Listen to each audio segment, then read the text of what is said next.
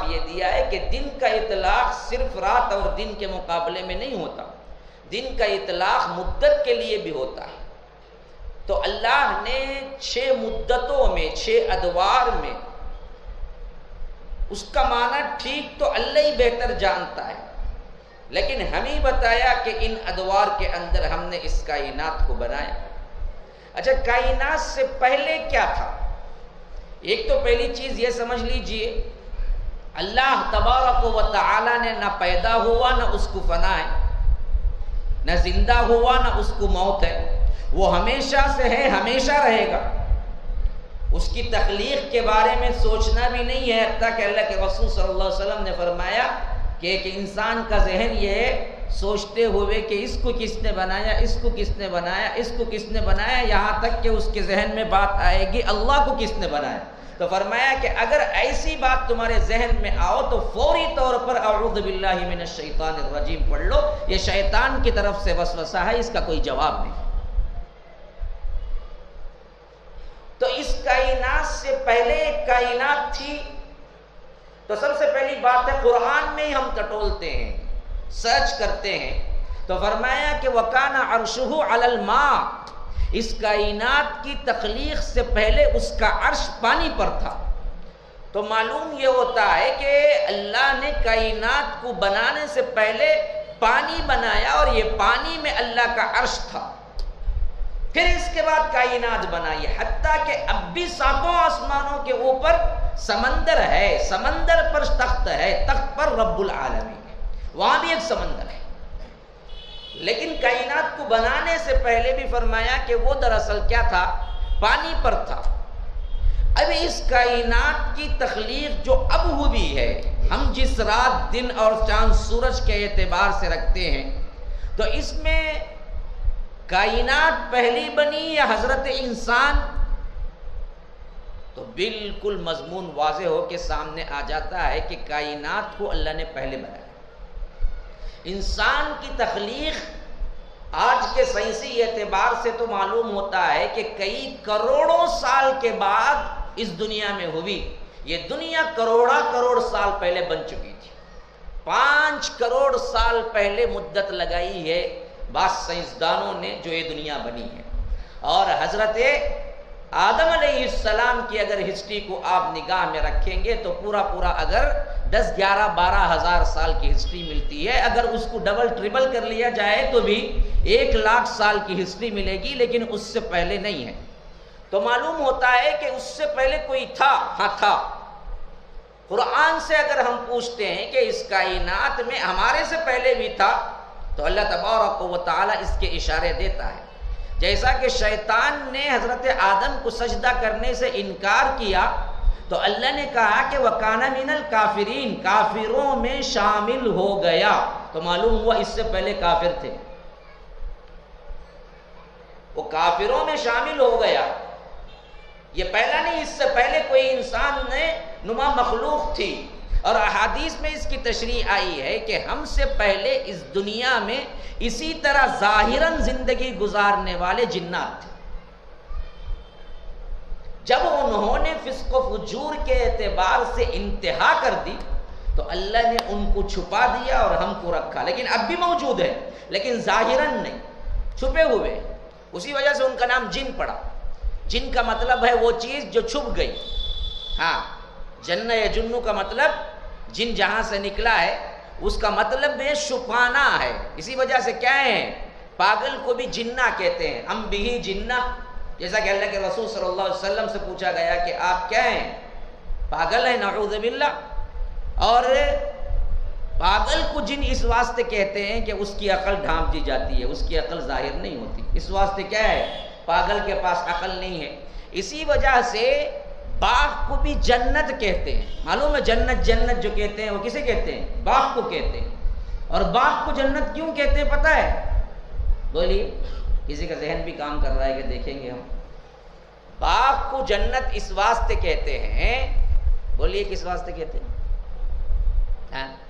آپ زمین میں چلے پھرے، اس کو زمین کہتے ہیں، لیکن باغ میں گئے تو اس کو جنت کہتے ہیں۔ اب میں پوچھتا ہوں، باغ میں زمین زیادہ ہوتی ہے یا زمین کم، درخت زیادہ ہوتے ہیں؟ درخت. تو درخت زمین کو چھپا لیتے ہیں نا جی. زمین زیادہ نہیں دکھتی. زیادہ کیا دکھتے ہیں؟ ہریالی دکھتی ہے. جہاں ہریالی ہو اسی کو باغ بول سکتے ہیں نا. جہاں زمین دکھائی دے خالی چٹیل میدان ہو اسے کوئی باغ بولے گا؟ جنت بولے گا؟ تو باغ کو بھی جنت اسی واسطے بولتے ہیں کہ وہ دراصل چھپا لیتی ہے زمین کو بہت زیادہ. تھوڑی سی زمین باقی رہے. تو جن کے اندر کا معنی یہ کیا ہے؟ چھپانا ہے. تو اسی واسطے اس مخلوق کو یہ نام پڑ گیا جن. جن کو کیا ہے؟ ہم دیکھ نہیں سکتے. وہ دیکھتے ہیں. انہو یراکم ہو وقبیلہ من حیث لا ترونہم. وہ لوگ تم کو دیکھتے ہیں جہاں سے تم ان کو نہیں دیکھتے. یہاں بھی ہو سکتے ہیں, اچھے جن بھی ہو سکتے ہیں, ہاں, اور دوسری جگہ بھی. تو اب چھپا دی گئی جو مخلوق ہے وہ ہم سے پہلے ظاہراً اس دنیا میں رہتی تھی جیسے ہم رہتے تھے. لیکن جب ان لوگوں کی فساد اور ان لوگوں کی معصیت حد سے بڑھ گئی تو روایتوں میں آتا ہے کہ اللہ تبارک و تعالی نے فرشتوں کے ذریعے ان کو مار کے بھگا دیا اور انہیں جو جگہ دی وہ جنگلوں میں, بیابانوں میں, ساحل کے اطراف اور ٹوائلٹ کی جگہ, یہ ان جگہوں میں کہہ دیا کہ یہ تمہاری جگہ ہے, وہاں رہ لینا, آبادی میں نہیں رہنا. اسی واسطے ہم دیکھتے ہیں کہ جنگل بیابانوں میں ہم کو ان کی چیخیں یا ان کے آواز سنائی پڑتے ہیں. اور اسی واسطے ہمیں دعا بھی سکھائی گئی ہے کہ تم ٹوائلٹ جاؤ تو اللہم انی اعوذ بک من الخبث والخبائث, اے اللہ میں برے جن اور برے جنات, جن مرد جن عورت, تو معلوم ہوا کہ ان کے اندر بھی میل فیمیل ہے, تو ان دونوں سے پناہ مانگتا ہوں. کیوں؟ اصل میں وہ جگہ ان کی ہے. اگر تم بسم اللہ کہے بغیر, پناہ مانگے بغیر, دعا کیے بغیر اندر داخل ہوگے تو اثرات ان کے آئیں گے. حتیٰ کہ حدیث میں یہاں تک فرمایا گیا جو بسم اللہ پڑھے بغیر ٹوائلٹ جاتا ہے اس کی شرمگاہ سے جن کھیلتا ہے. جیسے ہی وہ بسم اللہ پڑھتا ہے تو اللہ اس کو آڑ بنا دیتا ہے, وہ دیکھ نہیں سکتا. اب کتنے لوگ ہیں جو بسم اللہ پڑھے بغیر ٹوائلٹ جاتے ہیں؟ ہاں, بہت سے لوگوں کو دعا تو معلوم ہے لیکن یہ نہیں معلوم کہ بسم اللہ بھی پڑھنا ہے. ٹوائلٹ میں جاتے وقت بھی بسم اللہ پڑھنا ہے. یہی وجہ ہے کہ آج زیادہ کیا ہے اثرات کا ہم دیکھتے ہیں ہر جگہ پریشانی. ہمیں اتنے فون آتے ہیں, مولوی صاحب یہ ہو گیا, میرے بچے کو فلاں ہو گیا, مجھے ایسا ہو گیا. یہ اثرات جنات کے کیوں ہیں؟ وجہ یہی ہے کہ اللہ کے رسول صلی اللہ علیہ وسلم نے جو حفاظتی دعائیں دی ان دعاؤں کو ہم مینٹین نہیں کرتے, پڑھتے نہیں ہیں. ہم سمجھتے ہیں کہ دعا تو کیا ہے اس وقت کی جاتی ہے بس جب مسجد میں نماز پڑھ لیتے ہیں. حالانکہ پوری زندگی دعا ہے. سونا ہے تو دعا ہے, اٹھنا ہے تو دعا ہے, کھانا ہے تو دعا ہے, پینا ہے تو دعا ہے. اصل میں تم کیا ہے ٹوائلٹ, حتیٰ کہ بیوی سے ملنا ہے تو بھی دعا ہے. اگر ملے بغیر ملتے ہیں تو اللہ کے رسول کہتے ہیں شیطان بھی ساتھ میں ملتا ہے. ہاں, اسی وجہ سے بچے کیا ہیں بعض ایسے خبیث پیدا ہوتے ہیں کہ ماں باپ کے لیے درد سر بن جاتے ہیں اس واسطے کہ اس وقت تم نے بسم اللہ نہیں پڑھا. تو یہ تک تہذیب ہم کو سکھائی گئی ہے. تو اسی واسطے ہم دیکھتے ہیں کہ جب اللہ نے حضرت آدم کو پیدا کرنے کا اعلان کیا تو انہوں نے کہا, جو فرشتوں سے اعلان ہوا تو انہوں نے کیا کہا, اتجعل فیہا من یفسد فیہا ویسفک الدماء. اللہ تو ایسی مخلوق پیدا کرتا ہے جو زمین میں خون خرابہ کریں گے, فساد کریں گے. اب ان کو کیسے معلوم ہوا کہ یہ حضرت انسان جو آئے گا وہ زمین میں فساد برپا کرے گا؟ ان کو تو غیب کا علم نہیں تھا, فرشتوں کو تو کیسے معلوم ہوا؟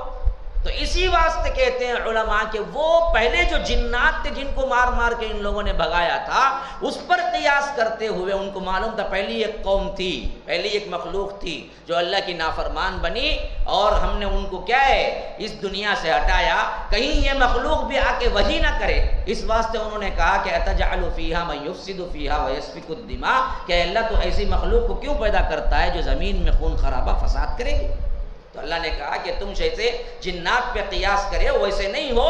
اصل میں انی اعلم ما لا تعلمون, میں جو جانتا ہوں وہ تم نہیں جانتے. پھر ہماری تخلیق ہوئی تو کائنات کی تخلیق انسان کی تخلیق سے پتہ نہیں کتنا کروڑ سال پہلے ہوئی.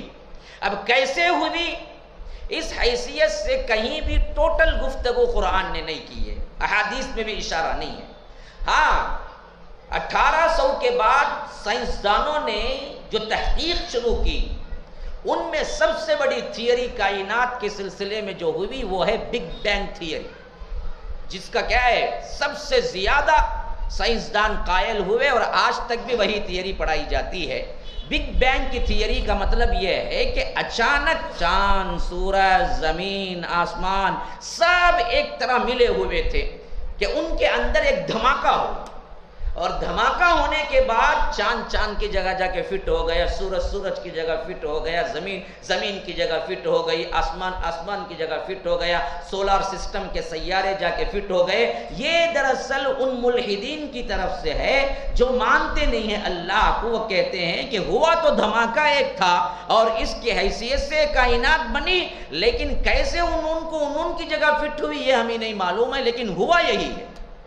اب سورہ انبیاء کی ایک آیت ہے جس میں اس کا ایک اشارہ ملتا ہے کہ کانتا رتقن ففتقناہما. اللہ کہتا ہے کہ تم کو معلوم نہیں ہے کہ ایک زمانے میں کل کائنات ایک جگہ ملی ہوئی تھی، ہم نے اس کو پھاڑ دیا.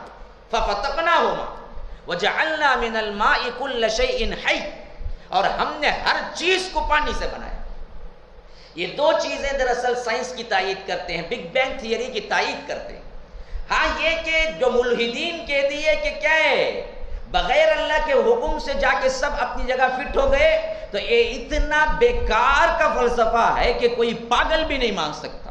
مثلا آپ آئے تھے، چیئرز رکھے ہوئے تھے، مائک سیٹنگ تھی اور ٹیبل رکھا ہوا تھا، اور آپ آئے کہے کہ نہیں جی اچانک کیا ہوا، وقت ہوا 10 20 8 20 ہوئے، چیئر اٹھی اپنی جگہ بیٹھ گئی، مائک اٹھا اپنی جگہ فٹ ہو گیا، اور ٹیبل اٹھا اپنی جگہ فٹ ہو گیا، اور لائٹ آن ہو گئی، سب اپنے آپ خود ہو گیا. میں مانتا ہوں تو بیٹھنے والوں میں کتنے ہیں جو اس کو مانیں گے؟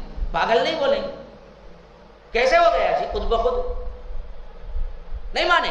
چھوٹی سی یہ چیز جو کہ یہاں پر 4 چیئر اور ایک ٹیبل ایک مائک ہے، اس کو ہم نہیں مان سکتے، تو کائنات کی جو وسعت ہے، کائنات کا جو نظام ہے، جو تنظیم ہے، وہ اتنی بڑی ہے کہ آج تک خود سائنسدان اس کا حساب نہیں لگا سکے. اس کے بارے میں یہ کہنا کہ یہ کیا ہے، ایک وقت آیا اچانک ایک دھماکہ ہوا اور چاند کی جگہ چاند جا کے فٹ ہو گیا، سورج کی جگہ سورج جا کے فٹ ہو گیا، اور کیا ہے آسمان کی جگہ آسمان، تاروں کی جگہ تارے، یہ بالکل احمقانہ فیصلہ ہے.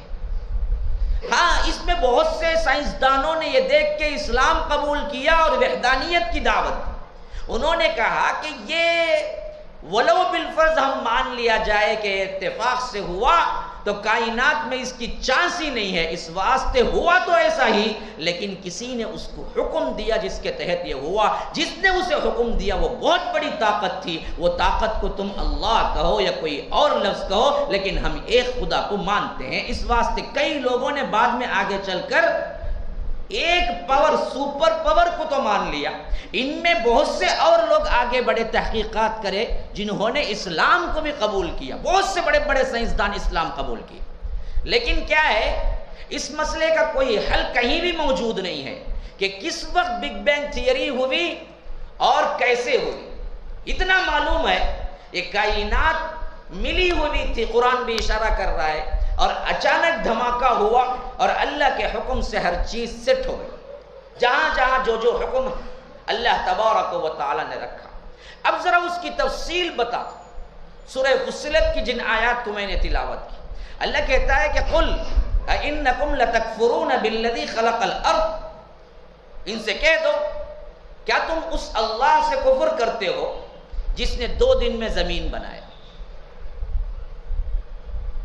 خلق الارض فی یومین، 2 دن. وتجعلون له اندادا، ایسے رب العالمین کے ساتھ تم شرک کرتے ہو، پارٹنر بناتے ہو.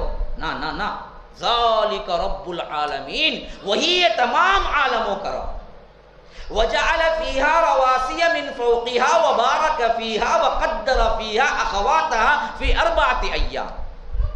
پھر اس کے بعد زمین کے اوپر کیا ضرورت کی چیزیں تھی، پہاڑ، درخت، کھانے پینے کی جتنی اشیاء، جو کچھ بھی زمین کے اوپر موجود ہے ان سب کو بنایا. ان میں اور 2 دن لگ گئے. زمین 2 دن میں، زمین کے اوپر کے اشیاء کو 2 دن میں، فی 4 ایام 4 دن ہو گئے. سواء للسائلین، اور زمین کو ہم نے ایسا بنایا کہ ہر سوالی کے لیے اس کا جواب ہے. یعنی تم کو جو چاہے وہ زمین سے تم حاصل کرو۔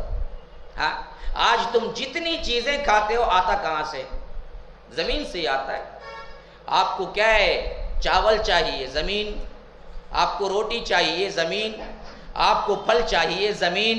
نہیں آپ کو جدید طریقے کے کھانے چاہیے، نوڈلز چاہیے، برگر چاہیے، پیزا چاہیے، وہ بھی زمین۔ ہر چیز زمین سے بنتے ہیں۔ اسی لیے فرمایا کہ سواء للسائلین، ہر پوچھنے والے کا ہم نے جواب اس میں رکھ دیا، اس کے لیے حل رکھ دیا کہ تم محنت کرو، اس میں سے حاصل کر لو۔ ثم استوى الى السماء، پھر آسمان کی طرف متوجہ ہوا، وہی دخان، وہ دھواں تھا۔ فقال لها وللارض ائتيا طوعا او كرها، کہ اللہ نے اس سے کہا کہ تم دونوں اطاعت کے ساتھ، خوشی کے ساتھ آؤ یا ناخوشی کے ساتھ؟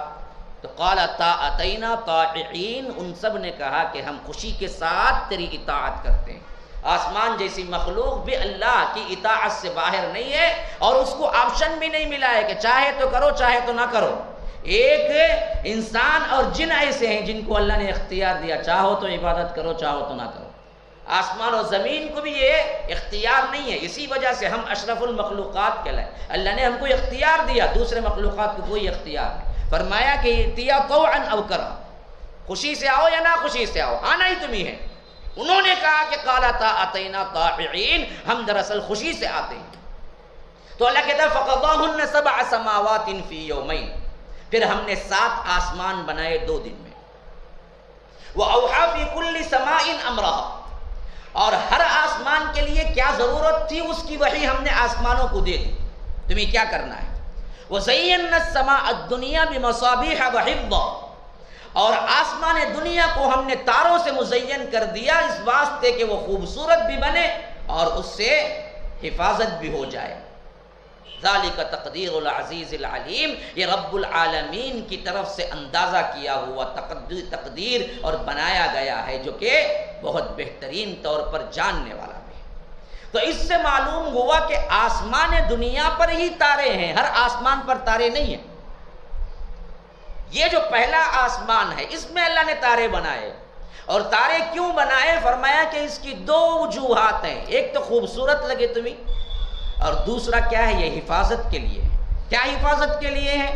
صافات نے اس کی تفصیل بیان کیا، والصافات صفا فالزاجرات زجرا فالتالیات ذکرا ان الہکم لواحد رب السماوات والارض وما بینہما ورب المشارق انا زینا السماء الدنیا بزینۃ الکواکب وحفظا من كل شیطان مارد لا يسمعون الى الملأ الاعلى ويقذفون من كل جانب دحورا ولهم عذاب واصب الا من خطف الخطفة فاتبعه شهاب ثاقب۔ شہاب ثاقب بنایا، ہم بھی کہتے ہیں کبھی کبھی شہاب ثاقب، وہی شہاب ثاقب ہے۔ یعنی فضا کے اندر ایک لمٹ ہے ان شیطانوں کے آنے جانے کی، اس سے زیادہ نہیں، اس سے زیادہ ملائے اعلیٰ کی ایک لمٹ ہے جو آسمانوں کو گھیرے ہوئے ہیں، اور 7 آسمانوں پر بھی الگ الگ طریقے کے کیا ہیں؟ فرشتے موجود ہیں۔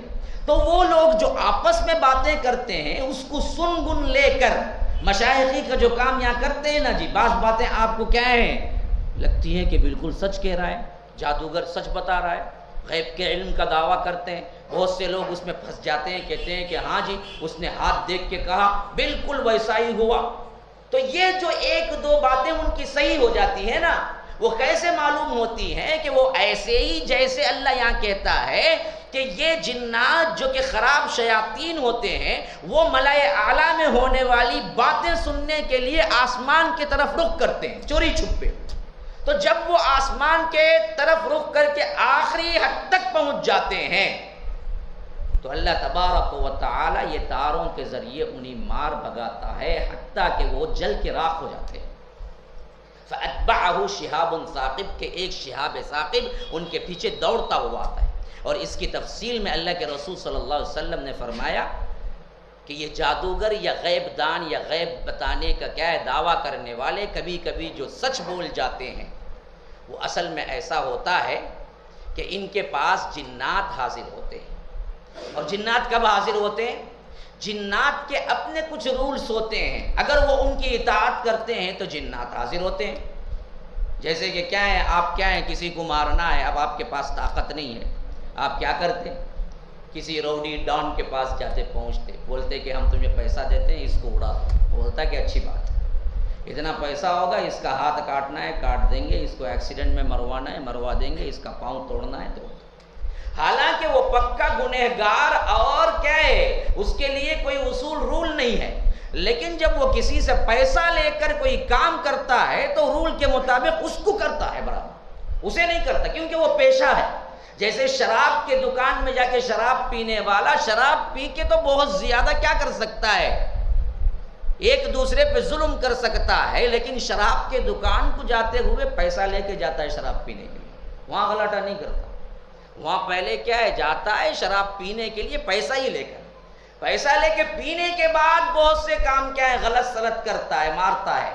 اسی حالت میں جنات بھی جب کسی سے معاہدہ کرتے ہیں تو وہ اپنے اصول کے مطابق اس کے لیے کام کرتے ہیں، لیکن اس کے لیے شرائط جو رکھتے ہیں عجیب و غریب شرائط رکھتے ہیں۔ حرام کاری، محارم سے زنا، کبھی ماں سے زنا کا حکم دیتا ہے۔ یہ بدبخت جتنے بھی بیٹھے ہوئے ہیں نا، وہ معمولی لوگ نہیں ہوتے ہیں، بہت بڑے گنہگار ہوتے ہیں جن کے پاس یہ جنات انڈر میں آتے ہیں، یا آ کر ان سے انڈر بھی نہیں کہہ سکتے، بلکہ کہہ سکتے ہیں کہ ان کی بات ماننے کا ایک اگریمنٹ، معاہدہ ہوتا ہے۔ بس وہ کبھی کبھی کہتا ہے کہ کیا ہے، پیشاب سے قرآن کی آیتیں لکھو، یا عورتوں کے غلاظت کی خون سے قرآن لکھو، یا فلاں جگہ ٹوائلٹ میں جا کے قرآن پڑھو۔ یہ سب کام جب کرتا ہے کوئی بدبخت تو تب کہیں جا کے کیا ہے، خراب جنات شیاطین کہتے ہیں کہ ہم تمہاری بھی بات مانیں گے۔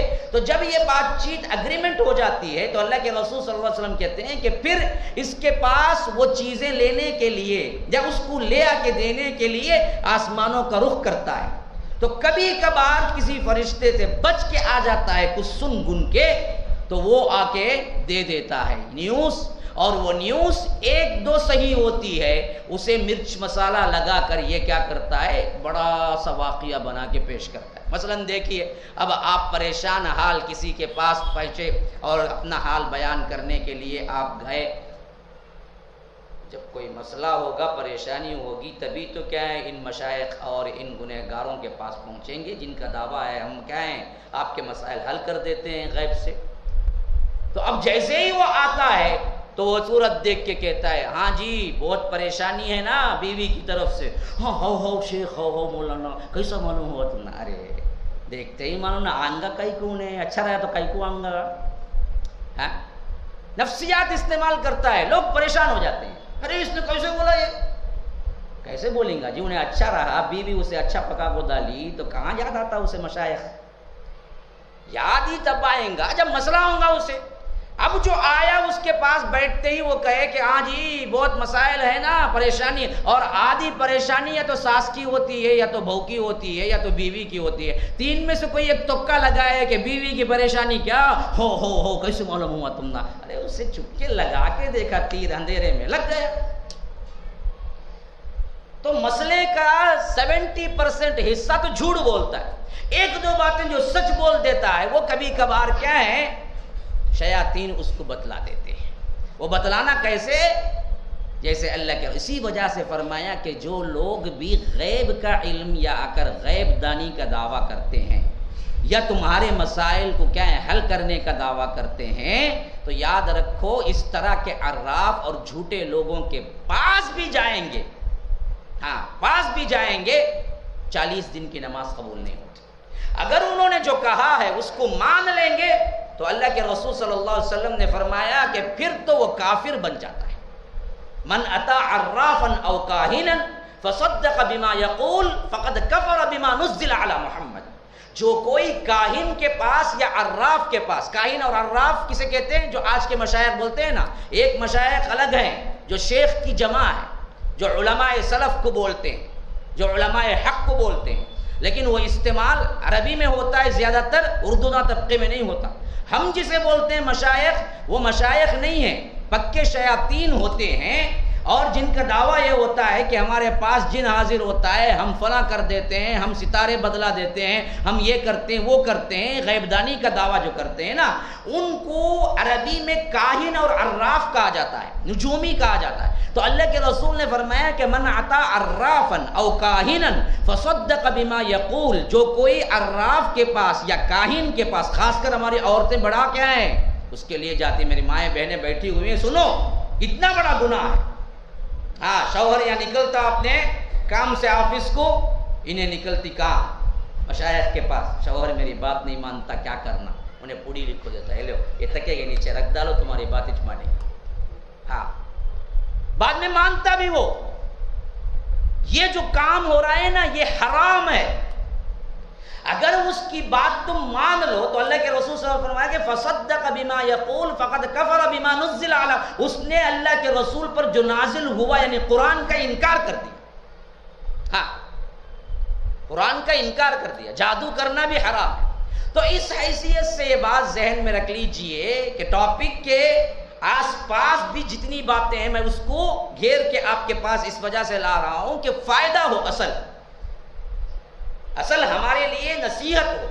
تو یہ کائنات کا یہ ایک عجیب نظام ہے جو رب نے بتایا ہے کہ اس طرح ہم نے کیا کیا، ستاروں کو بنایا، مزین کیا، کائنات کو بنایا۔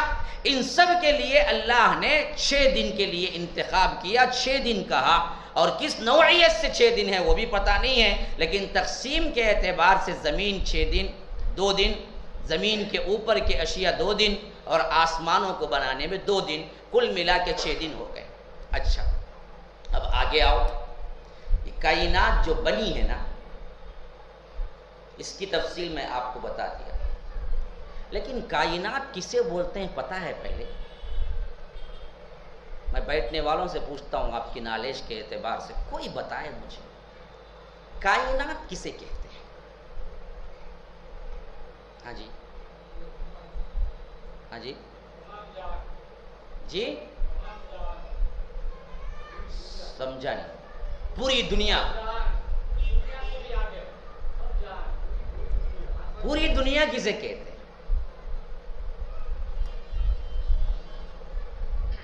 ہمارے پاس اس کا تصور ہی نہیں ہے، اصل میں نالج بھی نہیں ہے، تصور بھی نہیں۔ اللہ کی قسم یاد رکھو، اگر کائنات کس واسطے کہتے ہیں اور کائنات کتنی بڑی ہے اگر یہ جان لو نا، پھر معلوم ہوگا اللہ اکبر ہم کیوں بولتے ہیں، تب ہماری توحید پختہ ہوگی۔ ہم کیوں کہتے ہیں کہ اللہ سب سے بڑا ہے، ہمیں تصور بھی نہیں ہے کہ اللہ سب سے بڑا ہے، کہتے ہوئے ہم کو کائنات کے مقابلے میں رب کا اور کائنات کتنی بڑی ہے ہم معلوم نہیں۔ ہاں، میں ایک انگریز کا واقعہ پڑھ رہا تھا، شروع میں جب یہ کائنات کے بارے میں کیا ہے سائنسدانوں نے اپنا علم اور اپنی تحقیق 1900 کے بعد کا جو زمانہ ہے نا، خاص کر سائنس کی دنیا کا عجیب ترین زمانہ ہے۔ انقلابی اعتبار سے ایسی باتیں لوگوں کو معلوم ہوئی، اس سے پہلے جتنی زندگی گزاری تھی لوگوں نے اس دنیا کے اندر، اس وقت سے لے کر 1900 تک لوگوں کو پتہ نہیں تھا کہ کیا ہے یہ چیزیں۔ تو 1900 کے بعد بہت بڑی باتیں، انقلاب پیدا ہوا، حتیٰ کہ آئنسٹائن کی جو کچھ بھی تبدیلیاں ہوئی اور گریویٹی سسٹم ایجاد ہوا، ایٹم بم بنا، ان سب کی تحقیق 1900 کے بعد ہونا شروع ہوئی۔ تو اس زمانے کا واقعہ ہے کہ ایک تھا جیمز جین، بہت بڑا سائنسدان، وقت کا بہت بڑا سائنسدان تھا۔ اس کے بارے میں لکھتے ہیں کہ ایک مسلمان جو وہاں رہ رہا تھا اس وقت، وہ دیکھا کہ جیمز جین پڑتی بارش میں، یورپین کنٹریز میں تو ایک تو برف زیادہ ہے اور بارش بھی زیادہ ہے، برف کے ٹھنڈ ماحول میں سنڈے کے دن پڑتی بارش میں بدحواس ہو کے چرچ کی طرف بھاگے جا رہے ہیں۔ وہ جو ساتھ میں تھے انہوں بھی بہت بڑے عالم تھے، بہت بڑے کیا ہیں دین کو سمجھنے والے تھے اور دوست بھی تھے اس کے۔ وہ دوڑتے دوڑتے پہنچے، کہا کہ آپ دنیا کے اتنے بڑے سائنسدانوں میں ہیں، آپ سے 2 باتیں کرنا ہے مجھے۔ اس نے کہا کہ ہاں کہو، جلدی کہو، میں چرچ جا رہا ہوں، وقت ہو رہا ہے۔ انہوں نے پوچھا کہ پہلی بات تو یہ ہے کہ پڑتی بارش ہے اور چھاتا آپ بغل میں دبائے ہوئے بھاگ رہے ہیں۔ وہ مسکرائے اور اپنی چھاتے کو کھول لیا، اور یعنی بدحواسی اتنی تھی جلدی جانے میں کہ چھاتا بغل میں دبائے ہوئے بھاگ رہے تھے۔ تو انہوں نے کہا کہ پہلا سوال میرا یہ ہے کہ پڑتی بارش میں بھیگتے ہوئے جا رہے ہیں اور چھاتا آپ کے بغل میں ہے۔ تو انہوں نے مسکرا کے کہا کہ ہاں صحیح بات ہے، کھول لیا اور چھتری پکڑنے۔ کہا کہ دوسری بات یہ ہے کہ آپ سائنس کے لحاظ سے سب سے بڑے کیا ہیں، سائنسدان ہیں، آپ کو خدا کی ضرورت کیا ہے؟ آپ عبادت کے لیے کیوں بھاگ رہے ہیں؟ تو اس سوال پر وہ کچھ دیر گھورتے رہے۔ کہا کہ تمہارے پاس وقت ہے میرے ساتھ چائے پینے کا؟ میں نے کہا کہ ہاں جی، کب بلاتے ہیں؟ کہا کہ آج شام 5 بجے مجھ سے ملنا۔ یہ کہہ کے وہ آگے بڑھ گئے۔ وہ کہتے ہیں کہ 5 بجے کا جب وقت آیا، بڑے وقت کے پابند ہوتے ہیں بڑے بڑے لوگ، تو 5 بجے کے ٹھیک وقت میں نے دیکھا کہ کیا ہے، میرا انتظار ہو رہا ہے۔ میں نے کہا کہ کیا ہے، آپ سے ملنے کے لیے آیا ہوں۔ تو گھر والے بٹھائے اور اندر تھوڑی دیر کے بعد بھیج دیا۔ چائے رکھی ہوئی تھی ٹیبل پہ، اور وہ چہرے کے عکس اور ان کے کیا انداز سے معلوم ہو رہا ہے کہ بہت غور و فکر میں ڈوبے ہوئے۔ جب چائے آ گئی، بات چیت شروع ہوئی، انہوں نے پوچھا کہ اب ذرا پھر ایک مرتبہ دہراؤ، تم نے کیا سوال کیا؟ انہوں نے کہا کہ سوال یہ ہے کہ آپ وقت کے سب سے بڑے سائنسدان ہیں، آپ کو عبادت کی ضرورت کیوں پڑ گئی؟ آپ کو خدا کیوں یاد آ گیا؟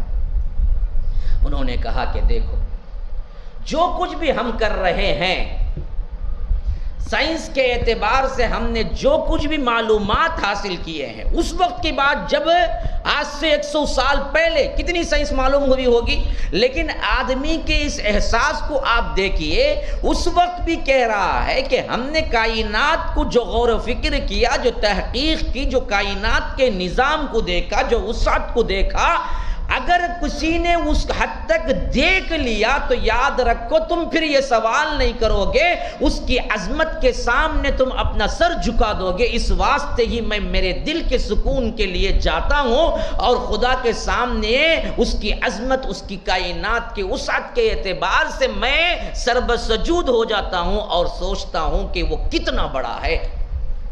انہوں نے کہا کہ اچھا، آپ غلط طرز کی عبادت کرتے ہوئے بھی لیکن یہ احساس رکھتے ہیں کہ کائنات کو بنانے والا بہت بڑی طاقت ہے اور بہت بڑا ہے، تو ڈر بھی آپ کے اندر پیدا ہوا، لیکن قرآن کے اندر آپ کی طرف اشارہ ہے۔ انہوں نے پوچھا کہ کیا اشارہ ہے؟ انہوں نے کہا کہ اللہ کہتا ہے وَمِنَ الْجِبَالِ جُدَدٌ بِيضٌ وَحُمُرٌ مُخْتَلِفٌ أَلْوَانُهُ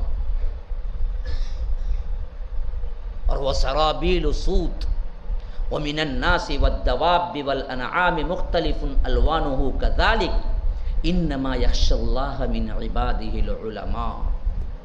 کہا کہ اللہ سورہ فاطر میں ذکر کرتا ہے کہ ہم نے کائنات میں ایسی ایسی چیزیں رکھی ہیں، ایسے ایسے رنگ رکھے ہیں، ایسے ایسے پہاڑ رکھے ہیں کہ کہیں پہاڑ سیاہ دھاریوں کی طرح نظر آتی ہیں، کہیں سرخ دھاریوں کی طرح نظر آتی ہیں، کہیں سرخ اور سیاہ ملے ہوئے پہاڑ ہیں، کہیں مختلف کیا ہیں رنگ ہیں۔ بے شک اللہ سے وہی ڈرتے ہیں جو عالم ہیں۔ کائنات کی آپ نے دیکھا ہے کبھی پہاڑ کالے تو دیکھے ہوں گے، لکیریں پڑے ہوئے بھی دیکھے ہوں گے، لیکن لال لکیر اور کالی لکیر، لال لکیر اور کالی لکیر، اس طرح کے پٹے پڑے ہوئے پہاڑ دیکھے دنیا میں موجود ہے۔ خالی سرخ پہاڑ دیکھیں دنیا میں موجود ہے، ابھی دیکھا نہیں۔ اللہ ذکر کر رہا ہے، 1400 سال پہلے قرآن ذکر کر رہا ہے، جس کو ابھی پہچان سفید بالکل سفید رنگ کے پہاڑ دیکھیں آسمانوں میں موجود ہیں۔ کبھی ٹریول کرتے ہوئے فلائٹ میں نظر دوڑاؤ، کیا مناظر ہیں، ہیبت سے آپ کا کلیجہ منہ کو آ جائے گا، اور رب کی عظمت اس وقت تمہاری سمجھ میں آئے گی کہ یہ کیا چادر سفید تنی ہوئی ہے اور بغیر کسی ستون کے تنی ہوئی ہے۔ ہاں آسمان اوپر ہے، زمین نیچے ہے، لیکن زمین سے تھوڑا فاصلہ ہے جہاں ابر ہے، اور ابر کی ایسی چادر ہے پورے آسمان کے نیچے تم کہیں بھی جاؤ اس ابر کو پھاڑ کے ہی فلائٹ باہر جاتی ہے، لیکن اس ابر کو پکڑنے والی کوئی رسی نہیں ہے آسمان سے، نہ زمین سے کوئی ستون ہے کہ اس کو ٹھہرا سکے. وہ دونوں خلا میں معلق ہے، بالکل لٹکا ہوا ہے بغیر کسی کے سہارے کے. اور ایک ایک بھی تودہ کتنا بڑا ہے پتہ ہے؟ اگر ایک تودے کے اندر کا پانی دیکھیں تو ہزاروں لیٹر ٹن پانی ان تودوں کے اندر ہے، جو بغیر سہارے کھڑا نہیں ہے بلکہ تیر رہا ہے. حیرت کے مارے تمہارے کلیجے کیا ہے منہ کو آ جائیں گے جب تم کبھی کبھی میں نے تو وہ منظر کبھی دیکھا ہے جب دنیا کے اندر ابر ہوتا ہے، خاص کر یہ موسم سرما میں، تو ایسے بعض ایریے آتے ہیں کہ فلائٹ جب اوپر ہوتی ہے تو حد نگاہ تک زمین کا ایک ٹکڑا، ایک ذرہ نظر نہیں آتا سوائے سفید چادر کے. ہر جگہ ابر تنا ہوا ہے، اور وہ تباہ ہوا ابر نہ نیچے سے کوئی اس کو پکڑا ہوا ہے نہ اوپر سے، اللہ کے حکم سے ٹھہرا ہوا ہے. اور بارش آسمان سے نہیں ہوتی، بارش ابر سے ہوتی ہے. ابر کے اوپر جاؤ بارش نہیں ہے. اللہ نے کئی جگہ تو کہا کہ ہم نے آسمان سے پانی برسایا، وَأَنزَلْنَا مِنَ السَّمَاءِ مَاءً، لیکن یہ سمجھانے کے لیے تھا. ساتھ میں ابر سے بارش ہوتی ہے، اس کا اشارہ بھی سورہ واقعہ میں کیا ہے، أَأَنْتُمْ أَنزَلْتُمُوهُ مِنَ الْمُزْنِ أَمْ نَحْنُ الْمُنزِلُونَ، ابر سے بارش برسانے والے تم ہو یا ہم ہیں. وہاں آسمان سے نہیں بولا، مزن کا. مزن کہتے ہیں خالص ابر کے ٹکڑے کو عربی میں. یہاں اللہ اشارہ دے رہا ہے کہ بارش کیسے بنتی ہے، سائیکلون کیسے آتا ہے، فضاؤں ہواؤں کے اندر کس طرح پانی جمع ہوتا ہے. سمندر کے اندر کھارا کیوں ہے؟ اگر کھارا پانی سمندر کا نہ ہوتا تو بارش نہیں ہوتی. وہی بخارات بن کے اوپر پہنچتے ہیں، پھر اوپر تودا بنتا ہے تو میٹھا بن جاتا ہے. یا رب، کیا کیا قدرتیں ہیں اس کی. کبھی آپ نے غور کیا؟ اس کائنات پہ غور کرتے جاؤ، تم جھکتے جاؤ گے، جھکتے جاؤ گے، حتیٰ کہ اپنی پیشانی زمین پہ رکھ کے رگڑو گے تو اس وقت اندر سے پکار نکلے گی، یا رب تو کیا ہے، تو کون ہے، تو کتنا بڑا ہے. آنکھوں سے. اسی وجہ سے اللہ کہتا ہے کہ ان فی خلق السماوات والارض. اب اس آیت پہ بھی ذرا غور کر لو، سورہ آل عمران کی آخری آیات. ان فی خلق السماوات والارض واختلاف اللیل والنہار لآیات لأولی الالباب الذین یذکرون اللہ قیاما وقعودا وعلی جنوبهم ویتفکرون فی خلق السماوات والارض ربنا ما خلقت هذا باطلا سبحانک وقنا عذاب النار. اللہ کہتا ہے کہ تم ذرا غور کرو آسمان اور زمین کی خلقت میں. ان فی خلق السماوات والارض واختلاف اللیل والنہار، زمین میں دنیا میں کیا ہے، رات آنے اور دن جانے کے اوپر ذرا غور کرو. یہ کون لاتا ہے؟ رات دن کیسے پلٹتے ہیں؟ لآیات لأولی الالباب، عقل والوں کے لیے اس میں بڑی نشانیاں ہیں. لآیات لأولی الالباب، اگر اس میں غور کرو گے تو تمہاری حالت یہ ہوگی الذین یذکرون اللہ قیاما، تم کھڑے کھڑے اللہ کا ذکر کرتے رہو گے، وقعودا، بیٹھے بیٹھے اللہ کا ذکر کرو گے، وعلی جنوبہم، بستر پہ پڑے تو بھی اللہ کا ہی ذکر کرتے رہو گے. کیونکہ اللہ نے کیا بنایا ہے اگر وہ تم نے دیکھ لیا اپنی آنکھوں سے تو پھر تو کیا ہے، اللہ کے ذکر کے علاوہ تمہیں کوئی چیز محبوب نہیں ہوگی. حتیٰ کہ تم روتے رہو گے ذکر کرتے رہو گے، بیٹھے ذکر کرے، پڑے اور لیٹے ہر وقت ذکر کرو گے، اور زبان نہیں بلکہ دل کے اندر سے یہ آہ نکلے گی کہ ربنا، اے میرے رب، ما خلقت هذا باطلا، اس کائنات کو تو نے بیکار نہیں پیدا کیا، سبحانک، تو بڑا ہی پاک ہے، بے نیاز ہے. وقنا عذاب النار، مجھے جہنم کی آگ سے بچا دے. ہاں، کائنات کی غور و فکر اللہ خود دعوت دے رہا ہے کہ ذرا دیکھو اس میں. اسی سے تمہاری توحید مضبوط ہوگی، حتیٰ کہ اس حد تک مضبوط ہو جائے گی کہ تمہارا اٹھنا بیٹھنا لیٹنا اللہ کے ذکر سے ہوگا. آج ہمیں کیا ہے، ذکر کے فضیلتیں بھی آپ کو کیا ہے، 10 گھنٹے احادیث باب الذکر پورا کا پورا کیا ہے پڑھ کے سنا دے، تبھی بھی ذکر کرنے کو من نہیں چاہتا. کیوں جی؟ احساس ہی نہیں ہے کس کا ذکر کر رہے ہیں. کون ہے وہ رب، اس کی خلاقیت کیا ہے، اس کی جباریت کیا ہے، اس کی قہاریت کیا ہے، اس کی کیا ہے بادشاہت کیا ہے، ہم کو پتہ ہی نہیں ہے. یہ کائنات کس وسعت کی حامل ہے. اور کیسے کیسے کیا ہے اللہ نے معجزے اس کے اندر رکھے ہیں، کیا کیا انقلابات رکھے ہیں۔ اللہ تبارک و تعالیٰ کہتا ہے سورہ رعد کے اندر کہ ذرا غور کرو، زمین کے اندر جتنے کھٹے مٹھے اور بدمزہ اور ذائقہ دار جتنے پھل ہیں ان کو پانی کہاں سے جاتا ہے؟ ہاں؟ ایک پانی جاتا ہے، پانی ایک زمین کے اندر گیا، لیکن جب نکلا تو پانی ڈیفرنٹ ہو گیا۔ نیمبو کے درخت میں گیا تو پانی کھٹا ہو گیا، ہاں؟ تربوز کے درخت میں گیا تو پانی میٹھا ہو گیا، سیب کے درخت میں گیا تو پانی اور مزہ ہو گیا، انار کے درخت میں گیا تو دوسرا مزہ ہو گیا۔ یہ مزے مزے کے جو پھل نکلے، لیکن گیا آج تک ایسی کوئی مشین بنی ہے کہ تم کیا ہے تانبا ڈالو اور باہر سے پلاسٹک کی چیزیں بھی نکلیں، سونے کی چیزیں بھی نکلیں اور اس کے ساتھ ساتھ چاندی کی چیزیں بھی نکلیں؟ ایسا کوئی آج تک کوئی مشین بنی ہے؟ جو تم ڈالو گے وہی نکلے گا۔ لیکن اس کائنات میں رب کی مشین دیکھو، ڈالتے تو تم ایک طرح کا پانی ہو، لیکن نکلنے والی ہزاروں اقسام ایسے ہیں جو ایک دوسرے سے ملتے نہیں اور اپنا خود کا ایک ذائقہ رکھتے ہیں۔ کس نے انہیں بنا دیا؟ کس نے حکم دے دیا نیمبو کے درخت کو کہ تجھے کھٹا ہونا ہے؟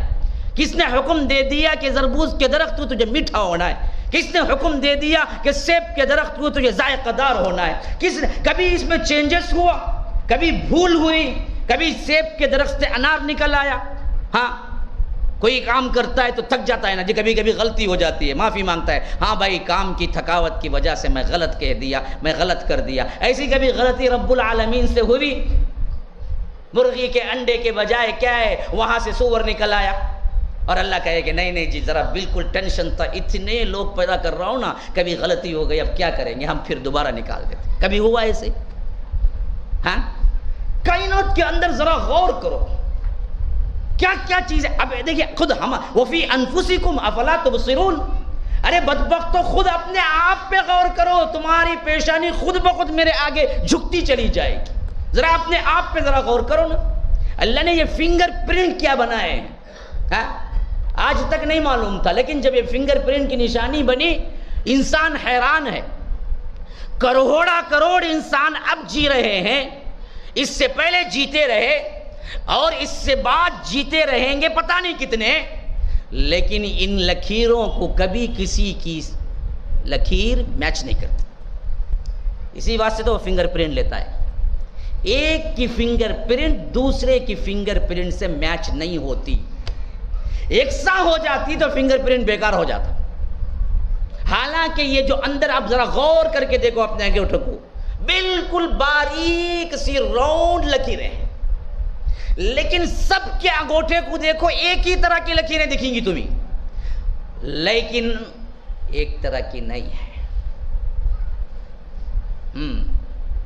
ایک طرح کی نہیں ہے اور کسی سے ملتی بھی نہیں ہے۔ ہزار انسان آئے چلے گئے، ایک کی فنگر پرنٹ دوسرے کی نہیں ملتی۔ کیا بنایا ہے؟ ہاں، آنکھ دیکھو سب کی آنکھ ایک ہے، لیکن ایک کی آنکھ کا نظارہ دوسرے کی آنکھ کا نظارہ نہیں بن سکتا۔ آنکھ تو سب کو ایک ہی ہے، لیکن ایک کی آنکھ دوسرے کی آنکھ سملر نہیں ہے، سملر نہیں ہے۔ کیا اللہ تبارک و تعالی نے تمہارے اندر سسٹم رکھا ہے اور تم الا بلا یہ وہ گائے کا گوشت، بکرے کا گوشت، اونٹ کا گوشت، پھل کیا کیا نہیں کھاتے پتہ نہیں، جو جی میں آیا کھاتے ہو۔ اب سسٹم کیا ہے، کوئی چیز پسنا ہے تو چکی کے دو پارٹ ہونے چاہیے، مکسی گرائنڈر کی طرح کوئی بلیڈ ہونی چاہیے، وہ جا کے پساتا ہے اندر۔ لیکن تم جو کچھ بھی کھاتے ہو رات دن جو پسند آئے، کیا ہے یہ کھاؤ وہ کھاؤ، بریانی کھاؤ، روٹی کھاؤ، فلاں کھاؤ، اندر جا کے جو پیستا ہے کیا چکی دو ہے یا بلیڈ ہے تمہارے اندر؟ کون پیس دیتا ہے؟ کیا خلاقیت رکھی ہے، کیا انزائمز رکھے ہیں، کیا اس کے اندر کیمیکلز رکھے ہیں رب نے کہ تمہارا غذا اندر جاتے ہی پکوان شروع ہو جاتا ہے اس کے اندر، اور اس پکانے والی مشین کا نام ہے جگر۔ وہ اتنا گرم ہیٹ ہے کہ یہاں لا کے باہر رکھ دو تو تم ہزاروں دیگچیاں پکا سکتے ہو، اتنا گرم ہیٹ ہے جو تم کو کیا ہے رات دن محنت کر کے کیا کرتا ہے الگ تھلگ کرتا رہتا ہے کہ اچھی غذا بری غذا اور اس کے علاوہ جو بیکار بالکل بھی ہو جاتی ہے اسے فضلے کے ذریعے باہر کر دیتا ہے، جو اچھی ہے اسے اوپر بھیج دیتا ہے، وہ دراصل خون بنا کے کیا ہے اور اوپر دل کو بھیج دیتا ہے، اور دل رات دن پمپ کرتا رہتا ہے کہ اچھے کو برے اور برے سے اچھے کو نکال کے کیا ہے سرکولیٹ کرتا رہتا ہے۔ اگر دل ایک منٹ کے لیے نہیں ایک سیکنڈ کے لیے کھڑ جائے تو تم یہاں سے سیدھے پہنچ جاؤ قبرستان، تمہیں پتہ بھی نہیں چل رہا تمہارے اندر اتنی بڑی مشن چل رہی ہے۔ ہاں تمہارے ہارٹ میں جب پرابلم آتا ہے نا تب پتہ چلتا ہے انسان کی سانس اور دل کی اہمیت کیا ہے۔ تھوڑا سا مائنوٹ سا ایک کیا ہے بلاک، جو ہم کہتے ہیں نا بلاک آ گیا اینجیوپلاسٹی کی ہے، کیا ہے پتہ ہے اتنا مائنوٹ ہے کہ سوئی کے ناکے کا بھی 1000واں حصہ ہے۔ سیوں کا ناکا دیکھیں نا، سوئی کا ناکا دیکھیں نا کتنا بڑا ہے، اس کا 1000واں حصہ ہمارے اندر رہ گئے ہیں چھوٹی بڑی، اس میں تھوڑی سی کیا ہے جو کھاتے ہیں وہ چربی یا جو چیز ہے وہ جا کے اٹک جاتی ہے، سو اسے کہتے ہیں بلاک، اسی کو انجیکشن کے ذریعے توڑتے ہیں تو اینجیوپلاسٹ نکلا۔ لیکن جب بڑا ہو جاتا ہے تو پھر تو کیا ہے اوپن ہارٹ سرجری کرنی پڑتی ہے۔ اتنی چھوٹی رگ ہے سوئی کے ناکے کا 1000ویں حصے کی رگ، اس سے تمہارا خون پاس ہوتا ہے۔ جب بلاک نہیں ہوتا پاس ایسے ہوتا ہے کہ تمہیں معلوم بھی نہیں ہوتا، اور وہ تن کا جو 1000ویں حصے کا کیا ہے تنکے کا بھی 1000واں حصہ جو بلاک کرتا ہے اس سے اتنا درد ہوتا ہے کہ ایک ہارٹ اٹیک ایک مرتبہ آئے تو اس شخص کو پوچھو اس کی زندگی میں وہ درد کیا تھا، کبھی نہیں بھولے گا زندگی میں، اتنا درد ہوتا ہے اس کو۔ خالی ایک بار بھی اگر آ جائے، لوگ جیتے ہیں ایک بار کے بعد 2 بار کے بعد بھی جیتے ہیں، لیکن جن کو آیا ان سے کبھی پوچھ کے دیکھو کہ جب آیا اٹیک اس وقت کا درد کیا تھا، اس درد کا کوئی اندازہ ہی نہیں کر سکتے۔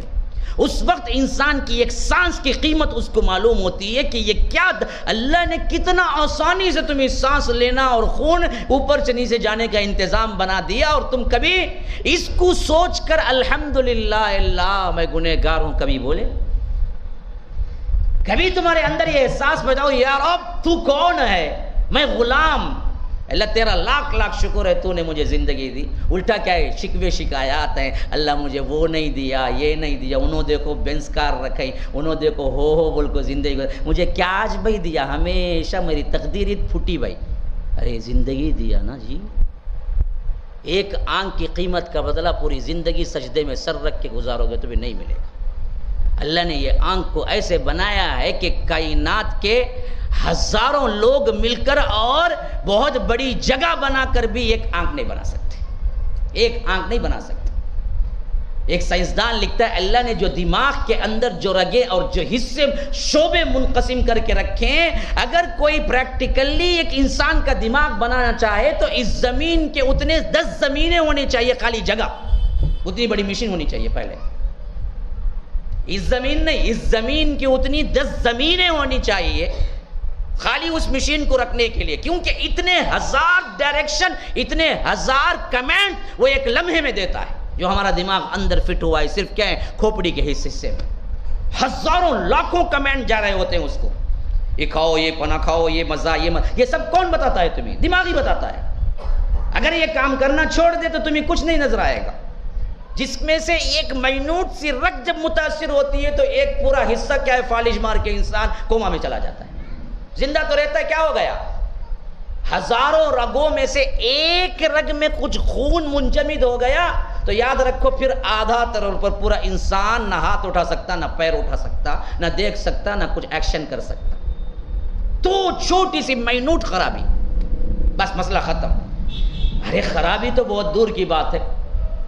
میں دراصل کیا ہے ایک زمانے میں یہ سائیکالوجی اور خاص کر کیا ہے سائیکیٹرسٹ کے ساتھ اٹھنا بیٹھنا ہوا تھا میرے اپنی زندگی میں نے خود دیکھا ہے۔ پاگلوں جیسے حرکت کرنے والے جو ہوتے ہیں نا، عمومی طور پر سب کے سب کیا ہیں، جادو کے اثر نہیں ہوتے. ان میں کئی لوگ میڈیکل پرابلمز ہوتے ہیں، لیکن ہم کیا کرتے ہیں، غلطی سے ڈاکٹروں کے پاس جانے کے بجائے ان مشائخ، ان چوروں کے پاس اٹک جاتے ہیں. وہ کیا ہے، تمہارا مال بھی کھاتا ہے، تمہاری زندگی بھی کھا لیتا ہے. آخرکار بندہ غلط سلط کیا ہے، یہ کر کے مار کے توڑ کے اسے مار دیتے ہیں. حالانکہ اس میں کئی کیسز میڈیکل ہوتے ہیں. بہتر یہ ہے کہ پہلے میڈیکل سے رجوع کرو اور ڈاکٹر سائیکیٹرسٹ سے رجوع کرو تو مسئلے حل ہو جاتے ہیں. تو ایسے ہی کیا ہے، مجھے اتفاق ہوا اس حیثیت سے مریض کو دیکھنے کا کہ مریض کے عجیب و غریب ایکشن. ایک مرتبہ میرے سامنے ایک سائیکیٹرسٹ بتائے، بہت بڑے بنگلور میں نے جب بات کی تو انہوں نے کیا کیا کہ ایک فوٹو مجھے بتائی. فوٹو میں مریض کیسے پڑا ہوا تھا، جیسے اس کے اندر نیچے سر کے 2 تکے رکھے ہوئے ہوں تو کتنا ہائٹ اس کا سر ہوگا، اتنا ہائٹ اس کا سر رکھا ہوا ہے بغیر تکے کے. اچھا میں پوچھتا ہوں آپ کو تصور کر لیں، آپ کے سر کے نیچے تکیہ ہے. تصور کر کے آپ کیا کریں، اپنا سر تکیے کے لیول پہ اٹھا دیں. تکیہ نہیں ہے، تکیے کے لیول پہ اپنا سر اٹھا لیں. ایسا خود بخود آپ اٹھا کے کتنے سیکنڈ کتنے منٹ رکھ سکتے ہیں بولو؟ ہاں پہلے تو درد شروع ہو جائے گا. بہت ہمت والا بندہ ہے تو کیا ہے 1 منٹ، اس سے زیادہ ہو تو 2 منٹ 3 منٹ، لیکن اس کے بعد خود بخود اس کا سر نیچے آ جائے گا. اس سے زیادہ وہ بغیر تکیے کے لیول پہ سر اٹھا کے نہیں رکھ سکتا. تکیہ ہو تو رکھ سکتا ہے لیکن تکیہ نہیں ہے. انہوں نے کہا کہ مولوی صاحب اس مریض کے ساتھ یہ حادثہ ہے کہ یہ پوری رات تکیے کے بغیر تکیہ رکھنے پر کتنے لیول پہ سر ہوتا ہے اتنے لیول پہ رکھ کے سوتا ہے پوری رات. اور فوٹو بتایا انہوں نے، دیکھو کتنے لیول پہ سر اوپر رکھا ہوا ہے. میں نے پوچھا یہ کیا بیماری ہے؟ کہا کہ یہ بیماری یہ ہے کہ اس کے اندر یہ دماغ میں بیٹھا ہوا ہے کہ اس کے سر کے نیچے تکیہ ہے. جب تک اس دماغ سے اس بات کو نکالیں گے نہیں تب تک وہ ایسے ہی سوئے گا. میں نے پوچھا اس طرح کی بیماری کب آتی ہے؟ کہا کہ یہ کسی نہ رگ کے خون منجمد ہونے سے آتی ہے، نہ کسی رگ کے پرابلم سے آتی ہے، بلکہ یہ بائپولار ڈس آرڈر ہے. کیا ہے یہ؟ بائپولار ڈس آرڈر ہے اس بیماری کا نام. یہ خالی اللہ نے دماغ اور اس کے بعد ایک جھلی رکھا ہے، اس کے بعد کھوپڑی ہے. آپ نے دیکھا ہوگا بکرے وغیرہ کا دماغ جب نکالتے ہیں، غور سے دیکھیے، پہلے ایک جھلی ہوتی ہے باریک سی، وہ پھاڑتے ہیں تو پھر اس کے بعد دماغ نکل آتا ہے. تو وہ جھلی کے اوپر کھوپڑی کی ہڈی ہے. تو دماغ کو اور جھلی کو دونوں ایسے ملے ہوئے ہیں، دماغ اور جھلی ایسے ملے ہوئے ہیں. لیکن وہ دماغ اور جھلی ملے ہوئے جو ہے نا، اس کے اندر آئل جیسی ایک چیز ہے، اگر نہیں ہوتی تو دماغ اور جھلی کیا ہو جاتے، لگ جاتے، جام ہو جاتے. وہ جام نہیں ہونا ہے اس واسطے ایک کیا ہے، اس کے اندر ایک ایسا مادہ اللہ رکھا ہے جو جل جیسا ہے. وہ جل جیسا مادہ کیا کرتا ہے، دماغ اور جھلی کو لگا ہوا ہے لیکن سکنے نہیں دیتا. کہ انہوں نے کہا کہ خالی وہ مادہ جو ہے نا اندر وہ جل تھوڑا سا اوپر نیچے ہو جائے تو یہ بیماری آتی ہے. رگ نہیں، خالی وہ جل. اسی واسطے اس کو کہتے ہیں بائپولار ڈس آرڈر. خالی یہ چیز اگر اوپر نیچے ہو جائے تو انسان ایسے ایسے کام کرے گا تم سوچ بھی نہیں سکتے، لیکن وہ کام ایسے کرے گا. کھائے پیے بغیر 10-15 دن رہے گا، کیونکہ اس کے دماغ میں بیٹھا ہوا کہ میں نے کھا لیا. بھوک کا احساس دماغ لگاتا ہے، بھوک ہو گئی تمہیں کھاؤ. اور کھانے کے بعد ہم بولتے نا نہیں کھاتے، وہ بھی دماغ بولتا ہے تیرا پیٹ بھر گیا مت کھا. اگر وہ احساس کو نکال دو نا، پلیٹیں کھائے گا انسان، اسے معلوم ہی نہیں ہوگا، حتیٰ کہ پیٹ پھٹ جائے گا تب تک بھی کھائے گا. پوری کمانڈنگ ہے نا وہ دماغ دے رہا ہے، یہ کر یہ نہ کر، یہ کر یہ نہ کر. تجھے بھوک لگی ہے، تجھے پیاس لگی ہے، تجھے خوشبو آ رہی ہے، تجھے بدبو آ رہی ہے، یہ جتنے کمانڈس ہیں نا پورا یہ دے رہا ہے. یہ کمانڈ الٹا کر دیا جائے نا آپ الٹا ہی کریں گے. اور یہ کمانڈ میں صرف وہ جل جو ہے نا وہ اوپر نیچے ہونے سے اتنے بڑے فرق ہیں. ہاں ایک بندے کو میں نے دیکھا کہ کیا ہے، ڈوسیج کے اعتبار سے نیند کی دوائی جو کیا انتہائی طور پر کیا ہے قیمتی اور انتہائی سرعت کے ساتھ بے ہوش کرنے والی دوائی ہے، اس کو جو 0 لیول میں دینا ہے اس کو 5 ml دے رہے ہیں، نیند نہیں آ رہی۔ میں نے پوچھا ڈاکٹر صاحب یہ نارمل انسان کو دیے تو کیا ہوگا؟ انہوں نے کہا کہ اگر اس کو 5 ml کسی نارمل انسان کو دوائی دے دینا، کیسے بھی 8 دن سوئے گا، 8 دن سوئے گا۔ لیکن اس بندے کو ہم نے دن میں صبح سے لے کر شام تک 5 ml کے انجیکشن دے دیے، لیکن سو نہیں پا رہا۔ کیوں؟ اس کا دماغ بول رہا ہے کہ سو مت، جل اوپر نیچے ہو گیا، خالی جل۔ بائی پولار ڈیزارڈر سے اتنی بیماریاں نکلتی ہیں۔ اللہ نے کیا بنایا ہے انسان کو؟ تو یہ کائنات اس سے بڑی مشن ہے جس کو ہم کو سمجھ، جب ہی اللہ کی قدرت ہمیں نظر آئے گی کہ یا رب تو نے کیا وسعت دی ہے۔ اسی واسطے میں نے بہت سی مثالیں دوسری دیتے ہوئے کائنات کی طرف آ رہا۔ بعض لوگ سوچیں گے کائنات کیا کہ کیا انسان، یہ سب نشانیاں ہیں۔ اچھا اب ذرا آؤ کائنات کے بارے میں، کس کا کہتے ہیں اندازہ ہے کہ کائنات کتنی بڑی ہو سکتی ہے؟ کائنات کسے کہتے ہیں؟ میں ایک مثال دے رہا ہوں، دیکھیے ہم جو زمین میں رہتے ہیں نا، ایک چاند ایک سورج والے زمین میں، اس کو کہتے ہیں ملکی وے۔ یہ ایک ملکی وے ہے جو گیلیکسی کا ایک حصہ ہے۔ گیلیکسی کس کو کہتے ہیں؟ ایسے ایک چاند ایک سورج ایک زمین والے ہزاروں چیزیں، ہزاروں چاند زمین سورج ملیں گے تو گیلیکسی بنتی ہے۔ وہ گیلیکسی میں سے ایک چاند ایک سورج ایک زمین والا ایک پارٹ ہے جس کو سائنسدان کہتے ہیں ملکی وے۔ اب یہ ملکی وے جو اتنی بڑی ہے نا زمین، یہ دراصل پوری کائنات کے مقابلے میں کتنی چھوٹی ہے معلوم ہے؟ آپ نے کبھی میپ دیکھا ہے؟ ورلڈ میپ دیکھا ہے؟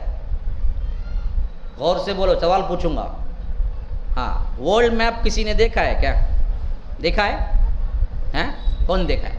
آپ نے دیکھا ہے؟ آپ نے دیکھا ہے ورلڈ میپ؟ اچھا، ورلڈ میپ میں آپ سری لنکا کو دیکھیں کتنا پوائنٹ ہے؟ ہاں جی، بہت بڑا ہو، ایک چھوٹا سا پوائنٹ ہے سری لنکا۔ پورے ورلڈ میں سب سے چھوٹی بستی سری لنکا ہے۔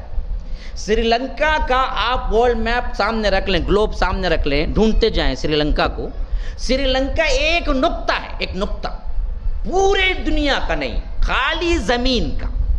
زمین کا اتنا چھوٹا حصہ جسے میپ میں جگہ کیا ملی، جو انڈیا کو اتنا بڑا نقشہ ملتا ہے نا جی، ویسے سری لنکا کو کتنا ملا پتا ہے؟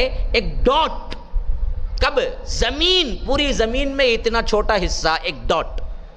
یہ پوری زمین کائنات کے مقابلے میں اس ڈاٹ سے بھی چھوٹی ہے۔ ہم نے اس زمین کو بڑا سمجھ لیا۔ اسی وجہ سے میں نے شروع میں کہا کہ جب کائنات کو سمجھیں گے تو تب دل سے نکلے گا اللہ اکبر، تب معلوم ہوگا ہم کیوں اللہ کبیر نہیں بولتے، اللہ اکبر کیوں بولتے ہیں۔ اللہ بڑا نہیں ہے، اللہ سب سے بڑا ہے کیوں بولتے ہیں؟ کیوں اللہ نے یہ بات سکھائی؟ اللہ کبیر کا بھی وہی معنی ہے، لیکن اللہ نے یہ نہیں سکھایا ہمیں کہ اللہ کبیر بولو۔ اللہ نے ہمیں سکھایا کہ اللہ اکبر بولو۔ اللہ کبیر، اللہ بڑا ہے، نہیں، اللہ نے کہا کہ اللہ اکبر بولو، اللہ سب سے بڑا ہے۔ کیوں ہم اللہ سب سے بڑا ہے کہتے ہیں؟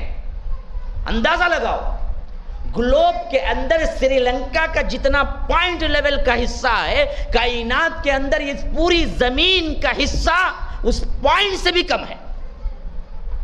آپ پوچھیں گے کیسے؟ میں سمجھاتا ہوں، دیکھیے سمجھنے کی کوشش کیجیے۔ نوجوان ہیں، ذہین ہیں، یوٹیوب فیس بک میں ذہن لڑاتے ہیں لڑکی کے لیے کیسے حاصل کرنا ہے، چیٹنگ کرنا ہے، کیا ہے، نئے نئے فلسفے نکالتے ہیں، تو ذرا اس میں بھی ذہن لڑاؤ تاکہ تمہیں سمجھ آ جائے آج کے رب کی وحدانیت اور ربوبیت کیا ہے۔ اب دیکھیے کہ کسی چیز کو ناپنے کے لیے جو چیز میجرمنٹ کے لیے اختیار کی گئی وہ ہمارا میٹر ہے، اس سے بھی کم میں کیا ہے، سینٹی میٹر ہے۔ لیکن اب سینٹی میٹر تو گیا، کائنات کو ناپنے میں اتنی وسیع ہے، سینٹی میٹر کو تو پھینک دیا سائنسدانوں نے اٹھا کے، اس سے تو ناپی نہیں جا سکتی۔ اچھا، انہوں نے کیا کیا؟ میٹر کو لیا، میٹر کے لحاظ سے بھی دیکھا وسعت کائنات کی تو اتنی بڑی ہے، میٹر کو اٹھا کے بھی پھینک دیا۔ میٹر کتنا ہوتا ہے معلوم ہے؟ آپ جتنے بڑے ہو نا، 7 فٹ کے انسان بھی کیا ہیں، تقریباً 3 میٹر کے اندر اس کا قمیص بن جائے گا، 3 میٹر کے اندر۔ ہاں، میٹر کیا ہوتا ہے؟ اتنا ہوتا ہے بس۔ یہ فاصلہ تو بیکار لگا، انہوں نے پھینک دیا۔ اچھا، کلومیٹر سے ناپیں گے تو کلومیٹر کتنے کا ہوتا ہے معلوم ہے؟ اسی وجہ سے ہم کیا نہیں کرتے، زمین کے لحاظ سے جب ہم بولنے لگتے ہیں تو میٹر نہیں بولتے۔ آپ یہ نہیں بولتے کہ کیا ہے، ابھی میں کیا ہے یہاں سے آ رہا تھا، بج سے یہاں آ رہا تھا، تو میں یہ نہیں بولوں گا کہ بھائی میں راجکوٹ کے سفر میں ہوں، ابھی کیا ہے بج سے نکل کے راجکوٹ آنے میں اتنے میٹر باقی ہیں۔ آپ بولیں گے بیوقوف، میٹر وہاں چلتا ہی نہیں ہے۔ ہم کیا بولتے؟ کلو میٹر بولتے۔ کلو میٹر کتنے کا ہے معلوم ہے؟ کتنے کا جی ہے جی؟ ہاں، 100 میٹر کا نہیں، 1000 میٹر کا 1 کلو میٹر ہے۔ 1000 میٹر کا 1 کلو میٹر ہے۔ اس واسطے جب زمین کے فاصلے کو ناپنے کے لیے میٹر کو ہم نے چھوڑ دیا، کیونکہ اس کا مقابلہ ہی نہیں ہو سکتا، تو سائنسدانوں نے کہا کہ اس سے تو چل نہیں سکتا کہ ہم کلو میٹر کو رکھیں۔ اچھا، کلو میٹر کے اعتبار سے فاسٹسٹ جو جا رہی ہے نا، ہمارے ہاں زمین پہ چلنے والوں میں ہم کہہ سکتے ہیں کہ بائک ہے، کار ہے، یوں ہے، وہ ہے، لیکن ان سب کو بالکل بیکار کر دیا فلائٹ نے۔ فلائٹ جب اوپر جا کے اپنی توازن اپنا برقرار رکھ کے اسپیڈ نکلتی ہے نا، اسے کلومیٹر بھی بیکار لگتے۔ کلومیٹر، میں نے ایک مرتبہ اندازہ لگایا، 50 سے 55 منٹ پہ چنئی سے حیدرآباد مجھے چھوڑتی ہے میری فلائٹ، اور چنئی یہاں سے حیدرآباد سے 500 کلومیٹر بھی کم سے کم رکھ لیں، حالانکہ 600 ہے، 500 بھی رکھ لیں۔ 50 منٹ میں مجھے 500 کلومیٹر طے کرا کہ فلائٹ مجھے حیدرآباد چھوڑ دیتی ہے، تو پر منٹ کتنے کلومیٹر چلی؟ کیا مولوی صاحب میں کیا کی سننے میں آیا، تمہیں دے گا تو حساب پوچھتے ہی، سوالات پوچھتے ہی، کائی کو آیا کہ میں پہلے آخری میں آپ کو کنڈا کھالے کو چل جاتا تھا، میں کائی کچھ آیا۔ ہاں، سمجھانا مقصود ہے، اسی وجہ سے میں یہاں پر اب بیانیہ انداز نہیں، تدریسی انداز اختیار کیا ہوں، تاکہ یہ ایک بات بھی ذہن میں بیٹھ جائے نا، اللہ کی قدرت تمہارے ذہنوں میں بیٹھ جائے۔ ذرا اندازہ کرو، 50 منٹ میں 500، تو 50 ڈیوائیڈڈ بائی 500 ڈالو، کتنے منٹ کو کتنا لگتا ہے جی؟ ہاں، 1 منٹ میں 10 کلومیٹر آگے جاتی ہے۔ یہ ڈومیسٹک فلائٹ اتنی تیز جاتی ہے، انٹرنیشنل فلائٹ اس کا ڈبل ٹربل جاتی ہے۔ یہ ڈومیسٹک ہے، یہ زیادہ اونچی نہیں جاتی، اس واسطے اس کا فاصلہ بھی کم ہوتا ہے، اس کی تیزگی بھی تب کم ہوتی ہے۔ جب انٹرنیشنل فلائٹ بہت ہائی جاتی ہے اور لمبا سفر ہوتا ہے گھنٹوں کا، تو وہ 10 نہیں طے کرے گی، وہ 1 منٹ کے اندر تقریباً 50 کلومیٹر کے قریب تک، 1 منٹ کے اندر، جو کہ ہم اپنے کار سے سوچ بھی نہیں سکتے۔ کار سے آپ جائیں گے، کتنی بھی اسپیڈ جائیں گے، 10 کلومیٹر کے لیے کتنے منٹ چاہیے؟ ہاں جی، کم سے کم لگا لیا آپ نے، تو یہ سوال ہی نہیں پیدا ہو سکتا۔ لیکن فلائٹ نے جو چیز ناپی اور جس حیثیت سے رفتار پکڑی، وہ اتنی تیز تھی کہ دماغوں میں آ نہیں سکتی تھی۔ انہوں نے جب ایجاد کیا تو اسی واسطے کیے کہ یہ پوری کائنات کا چکر لگانے میں بھی کیا ہے، ہمارا ساتھ دے۔ اس سے بھی زیادہ کیا ہے، آپ کو فاسٹسٹ کیا ملیں گے، فلائٹ سے زیادہ میزائلز ملیں گے، ان کی رفتار تو کئی ہے جس کا اندازہ۔ اچھا، یہ میں نے آپ کو سوال کر کے کیوں یہاں تک پہنچایا، اب جو میں بات کہہ رہا ہوں وہ بات آپ کی سمجھ میں آ جائے، اس واسطے میں نے پہنچایا۔ اب تم نے اندازہ لگا لیا کہ سب سے فاسٹسٹ جو نکل کے جا رہی ہے ہمارے حساب سے فلائٹ ہے، جو کہ انٹرنیشنل ہو تو 1 منٹ میں 50 کلومیٹر طے کرتی ہے، جو کہ آج بھی ہم کو ماننے میں دشواری ہے زمین پہ رہنے والوں کو، لیکن حقیقت ہے کہ طے کرتی ہے۔ لیکن جب اس اسپیڈ سے بھی کائنات کو ناپنا شروع کرے تو بھی بیکار نظر آیا، کائنات اس سے بھی بہت بڑی ہے۔ تو اب سائنسدانوں نے سوچا کہ کس سے ناپیں، تو انہوں نے ایک اور میجرمنٹ نکالا، ناپنے کا ایک اور آلہ نکالا۔ وہ آلہ تھا لائٹ ڈسٹینس، روشنی کی رفتار، لائٹ ڈسٹینس، اسے کہتے ہیں لائٹ ڈسٹینس. آپ جا کے گوگل میں کیا ہے سرچ کیجئے، آپ کو پتہ چلے گا لائٹ ڈسٹینس کتنا فاسٹ جاتا ہے. لائٹ کا جو ڈسٹینس ہے، اگر کوئی عمارت نہیں ہے، کوئی رکاوٹ نہیں ہے بیچ میں، تو 1 سیکنڈ میں اگر تم یہاں لائٹ ڈالو 186 کلومیٹر پر سیکنڈ میں روشنی جاتی ہے. بات سمجھ میں آ رہی؟ نہیں سمجھ میں آ رہی تو پھر بولتا ہوں. جب انہوں نے میٹر، کلومیٹر، روشنی، یہ دوسرا فلائٹ کی رفتار سب دیکھا ناپنے کے لیے تو بیکار نظر آیا. اب انہوں نے کیا کیا، روشنی کی رفتار کو پکڑا، جسے انگلش میں کیا کہتے ہیں، لائٹ ڈسٹینس. لائٹ، روشنی کتنی جلدی بھاگتی ہے معلوم ہے؟ تو انہوں نے اندازہ لگایا کتنی جلدی بھاگتی ہے معلوم. اگر آپ یہاں روشنی ہے، یہ لائٹ آف کر دو اور آپ بھاگتے جاؤ بھاگتے جاؤ بھاگتے جاؤ بھاگتے جاؤ بھاگتے جاؤ، کتنا بھاگو؟ 180 پر 6000 کلومیٹر بھاگو. 180 پر 6000 کلومیٹر، میٹر نہیں کلومیٹر بھاگو. بھاگ کے جا کے وہاں کھڑے ہو جاؤ. کھڑے ہو کے یہاں بولو کسی بچے کو لائٹ آن کرو، مثال جیسے ہی وہ لائٹ آن کرے گا 1 سیکنڈ کے اندر تم نے وہ لائٹ دکھے گی. 1 سیکنڈ میں روشنی 1,86,000 کلومیٹر فی سیکنڈ میں بھاگتی ہے. 1,80,000 پر 6000 کلومیٹر 1 سیکنڈ میں یوں بھاگتی ہے، اتنی دور بھاگتی ہے. انہوں نے کیا کیا، ناپنے کے لیے یہ آلہ مقرر کیا کہ کائنات کو ہم روشنی کی رفتار سے ناپیں گے. اب ناپنا شروع کیا تو دیکھا کہ سب سے قریب ترین تارا جو ہے نا وہ سورج ہے. سورج اصل میں ایک تارا ہے جو نزدیک آ گیا، اس واسطے وہ گول دکھتا ہے. تارا اوپر بھی گولی ہے سب، وہ اتنے دور ہیں اس واسطے اسے کیا دکھتے ہیں، وہ ٹمٹماتے دکھتے ہیں، ورنہ تو ٹمٹماتے نہیں ہیں اصل تارے. سورج بھی ایک تارا ہی ہے. وہ تارا اس واسطے گول یہاں دکھتا ہے کہ وہ بہت نزدیک آ گیا ہے، تارے اور بہت دور ہیں، تو وہ سب سے نزدیک تارا ہے ہمارا. تو انہوں نے اندازہ لگایا کہ یہ کتنے کلومیٹر دور ہے، تو زمین سے سورج 9.5 کروڑ میل دور ہے. زمین سے سورج کتنے؟ 9.5 کروڑ میل دور ہے. اب روشنی کی رفتار کتنا ہے؟ روشنی کی رفتار کتنی ہے بھائی؟ 1,86,000 پر سیکنڈ ہے نا. اب ذرا کیلکولیشن کرو. سورج کی روشنی نکلی سورج سے، سورج زمین سے کتنی دور ہے؟ 9.5 کروڑ میل دور ہے.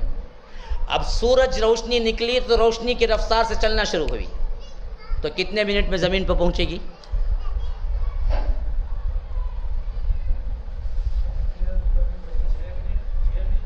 8.5 منٹ لگیں گے برابر. 9.5 کروڑ میل دور ہے تو سورج پر سیکنڈ جب روشنی پھینکتا ہے تو 1,86,000 پر سیکنڈ نکلتی ہے روشنی. تو سورج سے نکل کے زمین میں پہنچنے تک اس کو 8.5 منٹ لگتے ہیں. اسی واسطے جب ہمارے اوپر روشنی پڑتی ہے تو یاد رکھو اس وقت سورج نہیں نکلتا، سورج ہمارے دیکھنے سے 8.5 منٹ پہلے نکلتا ہے دنیا میں. اسے آنے کے لیے 8.5 منٹ لگتے ہیں. کہاں سے؟ سورج سے. کیوں؟ وہ 9.5 کروڑ میل دور ہے ہمارے سے. خالی سورج جو سب سے چھوٹا تارا اور سب سے نزدیک تارا ہے.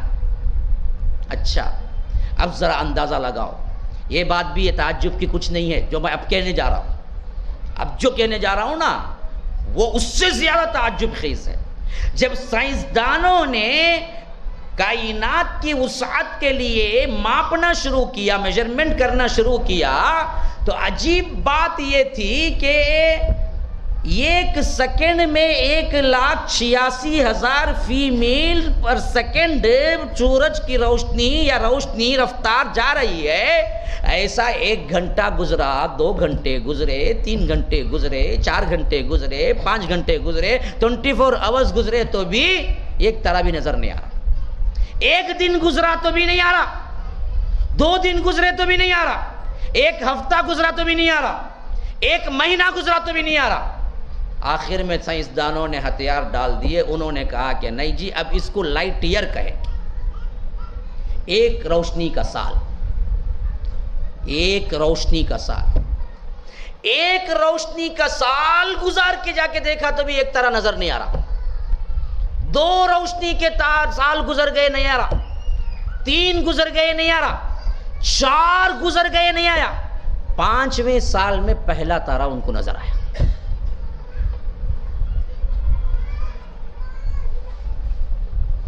اندازہ کرو کتنی بڑی ہے دنیا، ذرا اندازہ کرو.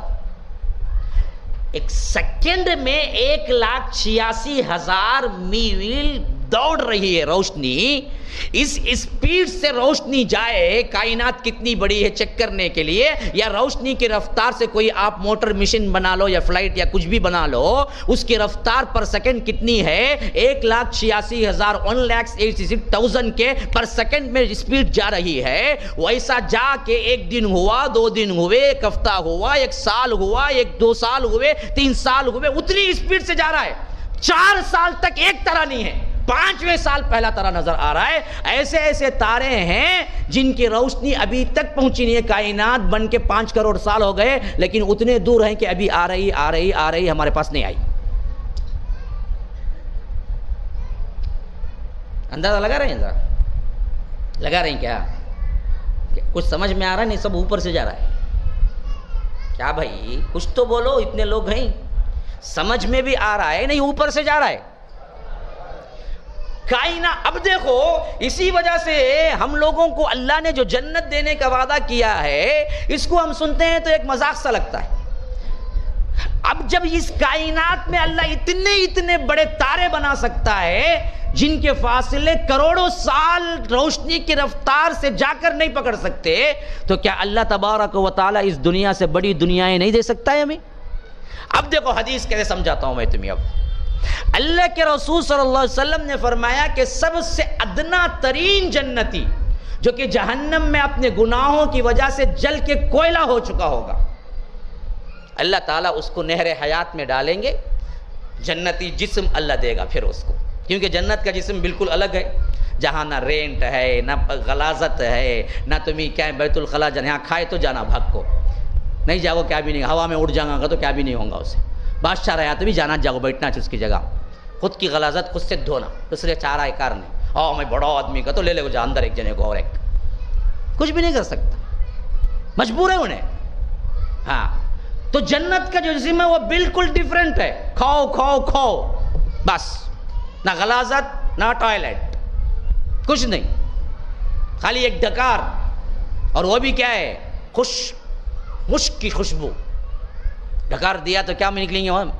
مشک اصل میں سب سے خوشبوؤں میں بادشاہ ہے، سب سے اعلیٰ خوشبو جو کہ کوئی انسان نہیں بناتا. اس کو عطر وغیرہ سب بناتے ہیں نا، مشک بنایا نہیں جاتا بلکہ ہرن کے پیٹ میں ہوتا ہے. اللہ خود بناتا ہے اس کو. ہر ہرن کے پیٹ میں بھی نہیں ہوتا، خاص ہرنوں کے پیٹ میں ہوتا. وہاں سے اس کو نکال کر اس کا ایک قطرہ اگر کہیں ہال میں ڈال دیا جائے تو 1-2 مہینے خوشبو باقی رہے گی. اگر وہ صحیح مشک ہم لگا لیتے 10 روپے کے عطر 20 روپے کے عطر کو مشک کر کو بول کر انہیں لگا لیتا تو چپ کے دل کو تسلی کو، وہ سب مشک نہیں ہو جاتے. مشک اصل حقیقت ہے تو عمرہ آج کے بڑے بڑے لوگ استعمال کرتے ہیں جو کہ کئی لاکھ ڈالرز میں ہوتا ہے. اس کا ایک شیشہ چھوٹا سا وہ مشک ہے. تو اللہ کہتا ہے کہ اگر وہ کھائیں تو بھی ان کی ڈکار کیا ہوگی؟ مشک کی ہوگی. ہاضمہ ختم پھر کھاؤ. ہاں یہاں کھا کو ڈکار دیا تو نماز کا جو بازو کھڑتا نا انہیں سوچنا اس کا وضو تڑگا کی نہیں نے ڈکاری دیا کی کر کو بول کو، اتنی بدبو کھائی کو کھا کو آیا میرے بازو کہیں کھڑا کر کو بول کو. ہاں یہ حالت ہمارے کھانے کی. وہاں کا کھانا کیا ہوگا؟ بالکل صاف شفاف، ایسا کہ کھا کے ڈکار لوگے تو وہ بھی مشک کی، اور کھاؤ گی بھی کیوں؟ بھوک کی وجہ سے نہیں۔ آج 99% بلکہ میں تو کہتا ہوں عموم انسان کھاتے کیوں ہے معلوم ہے؟ بھوک کو۔ بس 1% یا 2% لوگ ایسے ہوں گے جو مزے کو کھاتے ہوں گے، ان کے پاس نہ اتنا وقت ہے اتنا پیسہ ہے۔ سب لوگ بھوک کو کھاتے ہیں مجبور ہو کے، مزے کو جو کھاتے ہیں وہ بہت کم ہے۔ جو عمرہ میں سے کوئی ہوگا جو پیٹ بھر کے بالکل ہے پھر بھی کیا ہے، وہ مزے کے لیے کوئی ٹیسٹ کر رہا ہے، کوئی ایک ایپل اٹھا رہا ہے، کوئی ایک پھاک اٹھا رہا ہے، پھینک دے رہا ہے۔ جنت میں بھوک کا نشانی، کیونکہ بھوک تکلیف نہ، اللہ جنت میں تکلیف کیسے دے گا؟ جنت میں جو بھی تم کھاؤ وہ بھوک کو نہیں کھاؤ گے، تم مزے کو کھاؤ گے صرف، بھوک تو ہوگی ہی نہیں۔ وہاں بھوک ہوگی تو پھر تو کیا ہے، جنت نہیں ہوگی۔ وہ جنت میں کوئی تکلیف نہیں، اور بھوک ایک تکلیف ہے، تو اللہ بھوک نہیں دے گا، خالی مزے کو بیٹھ کے کھائیں گے۔ اور کھانے میں بھی دیکھو، تم جتنا بھی پسند کر لو، بہت مزے کا ہے بھائی، ہاں ڈال لو بھائی، ہاں اچھا بھائی ڈالو بھائی، ڈالو بھائی، پھر ڈال لو بھائی، ہاں ڈال لے تو بھائی، پھر ڈال، نہیں بھائی معاف کرنا، نہیں ہوتا، یہی ڈال لو جی، کھا لو جی، مر جاؤں گا جی، نکو جی، تم دیکھو نہیں ہوتا جی مجھے ہوتا، وہاں سے حد ختم۔ ایک بار کھا سکتا، 2 بار کھا سکتا، ایک مرغی لا کر رکھے بڑی خوشی سے کھا لیا، اور ایک ہونا کیا بھائی، ہاں رہی تو اچھا ہلو بھائی لا کر کھا لیا، اور ایک ہونا نہیں بھائی نکو بھائی پیٹ بھر کھا، نہیں بھائی اور ایک کھا لو، نہیں بھائی نکو بھائی، نہیں بھائی کیا بھائی تمہیں دوستی بس بات نہیں کروں گا، نہیں کھا لو، اچھا بھائی لا آدھا کھا کو چھوڑ جی، چوتھا بھی کھا لو، بھائی کیا بھائی مار ڈال نہیں آتے گا بھائی تمہیں، نکو بھائی میں اٹھ جاتا ہوں بھائی، نہیں بھائی نہیں ہوگا، نہیں جی کھانا تمہیں، نہیں بھائی نہیں کھاؤں گا، لڑائی ہو جائے گی وہاں سے کیا بولے گا، نہیں کھاؤں گا، لمٹ ختم۔ یہاں فری میں دے رہا کھا لے رہے، نہیں کھاتا، نہیں بھائی نہیں کھا سکتا، مر جاؤں گا۔ سو لمٹ، ہر چیز میں لمٹ۔ وہاں کیسا 100 مرغیاں کھانا بیٹھو، 100 مرغیاں آتے جائیں گے، کیسے ہونا تم نا، 65 ہونا، 95 ہونا، 2005 ہونا، کون سی تل کو ہونا، نہیں مرچ مسالے کی ہونا، نہیں خالی ہونا، نہیں نمک لگا کو ہونا، اور طے کر لیے تمہیں 10 نہیں 100 کھانا، 100 کھاتے ہی جائیں گے، تمہارا جیسا موڈ ویسا۔ اور وہ موڈ بھی کون جان لے گا؟ خود وہ چیز جان لے گی تمہارا موڈ کیا ہے، مرغی جان لے گی تمہارا موڈ کیا ہے، کتنے بن کے آنا، اتنے بن کے برابر آ جائے۔ ہاں کسی کو بولنے کی ضرورت نہیں، 5 اسٹار ہوٹل میں گئے تھے بھی تم نہ بولنا پڑتا، تمہیں کیا ہونا، انہیں آنکھوں نہیں بولتا، تمہارا دماغ پڑھ لیا تم نے، ایک کیا ہے مرغ بریانی ہونا، ایک پروٹا ہونا کہ لے لے گا، تو نہیں بولتا، انہیں تم نے بولنا مجھے یہ ہونا بولو، لیکن وہاں سسٹم پورا تمہارے دماغ پہ چلے گا، تمہیں آگے بیٹھیں گے، اچھا مجھے 2 گلاس پانی پینا ہے، 2 گلاس شراب، 2 گلاس پانی، 2 گلاس شراب ہی چاہ کر رہیں گے برابر، قدروہا تقدیرا، ہر چیز تمہارے اندازے کے مطابق سیٹ ہو کے رہیں گے۔ تم باغ میں بیٹھے تو یہ جوس ہے، یہ جوس میں کتنا پینوں، 2 گلاس پینوں، 2 گلاس جوس بن کے برابر آئے گا، آپ کو کہنا نہیں پڑے گا مجھے 2 گلاس چاہیے، 2 گلاس آئے گا، آپ چاہتے ہیں 10 گلاس پیوں، 10 گلاس بن کے سامنے آئے گا، یہ جنت۔ اب اس جنت کے سلسلے میں اللہ کہتا ہے اپنے حبیب کے ذریعے، جو سب سے آخری ادنا ترین جنتی، جو کہ اپنے گناہوں کی وجہ سے جہنم میں جل کے کوئلہ ہو چکا ہوگا، لیکن تھا مسلمان ہوگا، توحید والا ہوگا، مشرک تو کبھی جنت نہیں جاتا۔ ایک موحد، ایک توحید پر زندگی گزارنے والا، سمجھو کہ ہزاروں گناہ کر کے مر گیا، اب اللہ نے اس کو سزا دی، تو ایسی سزا ملی کہ آخری میں نکلنے والا جہنمی وہی تھا، سب کو بھیج کو آخری میں انہوں آتے، ہاں آخری میں نکلنے والا، اب وہ جو جب نکلا جہنم سے جل کے کوئلہ ہو چکا ہے، تو اللہ اس کو نہر حیات، ایک نہر ہے جنت اور جہنم کے درمیان، وہاں اس کو ڈالیں گے۔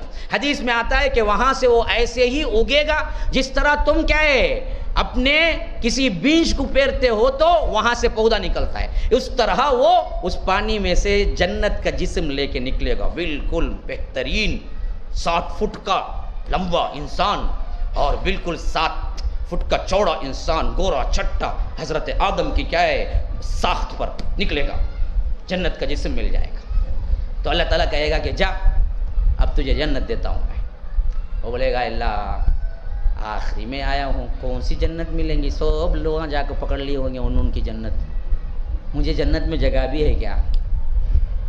اللہ بولے گا تجھے کتنا چاہیے؟ کیا تبھی کنارے ایک جگہ مل گئی تو چھوٹا موٹا ایک روم مل گئی تو رہ جاتا ہوں اللہ بولے گا کیا اندازہ ہے میرے بارے میں تیرا، میں تجھے کیا دے سکتا ہوں؟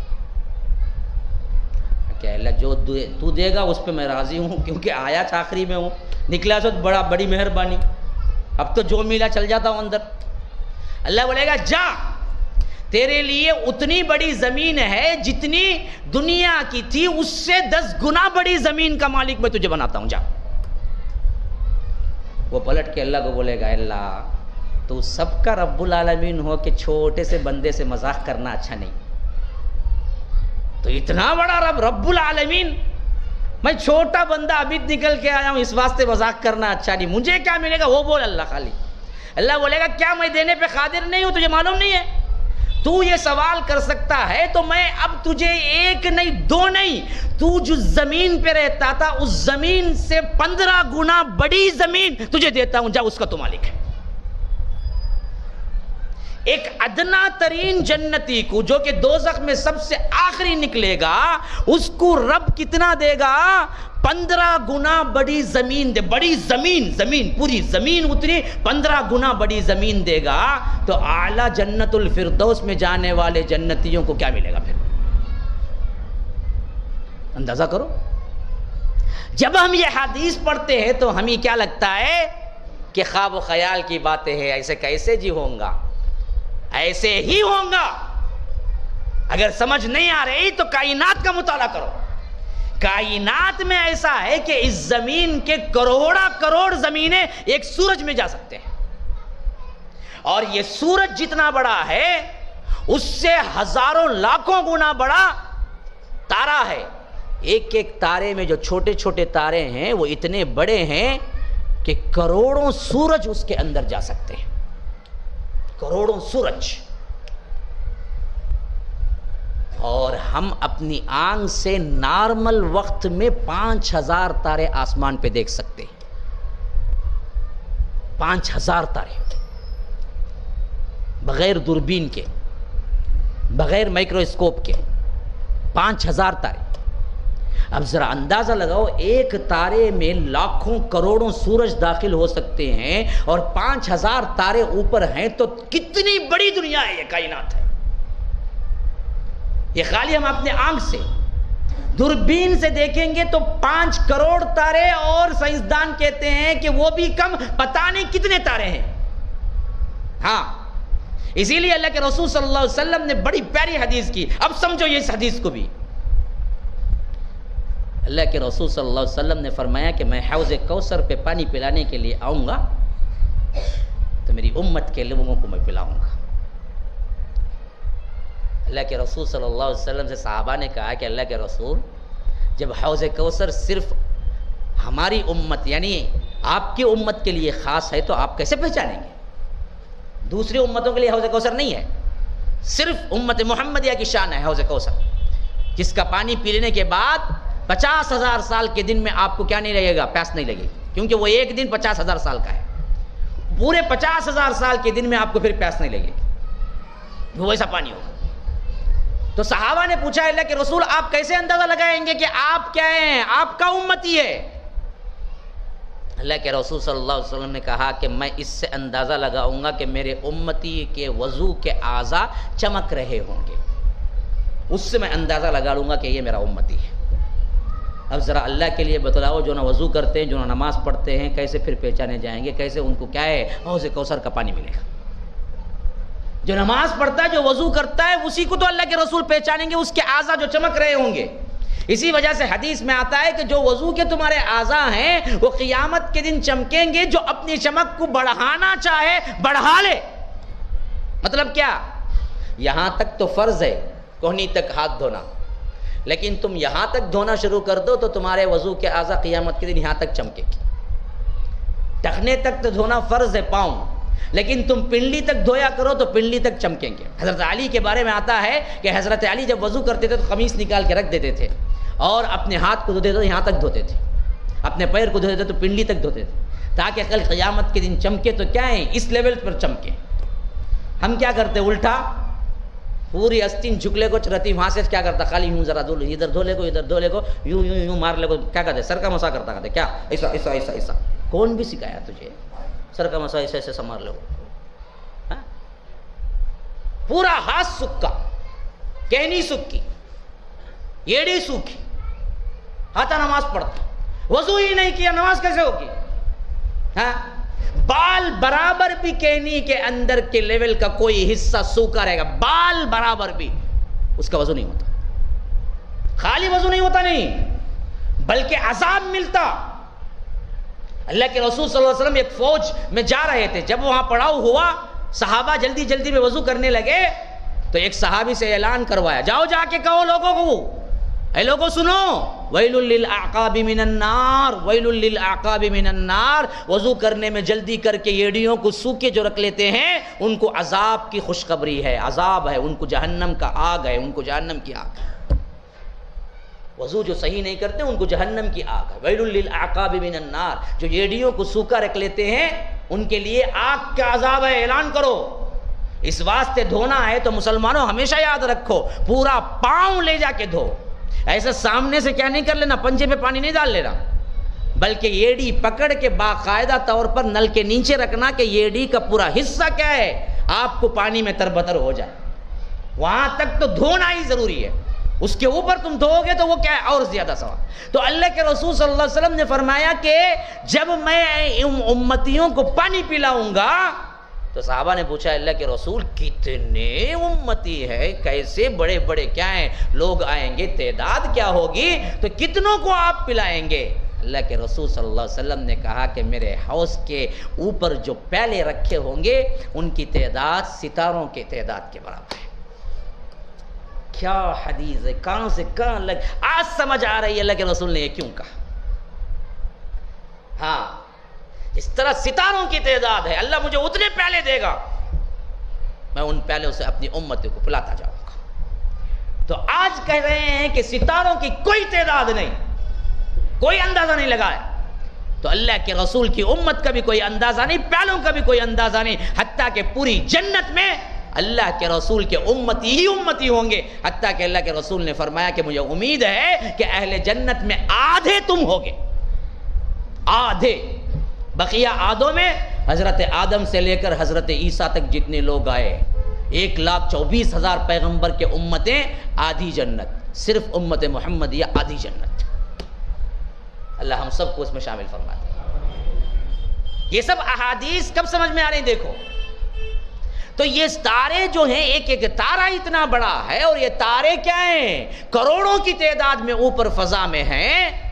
جب ایک تارہ اس کائنات میں اللہ تبارک و تعالی زمین سے کروڑوں گنا بڑا بنا سکتا ہے، تو ایک ادنا جنتی کو 15 دنیایں نہیں دے سکتا،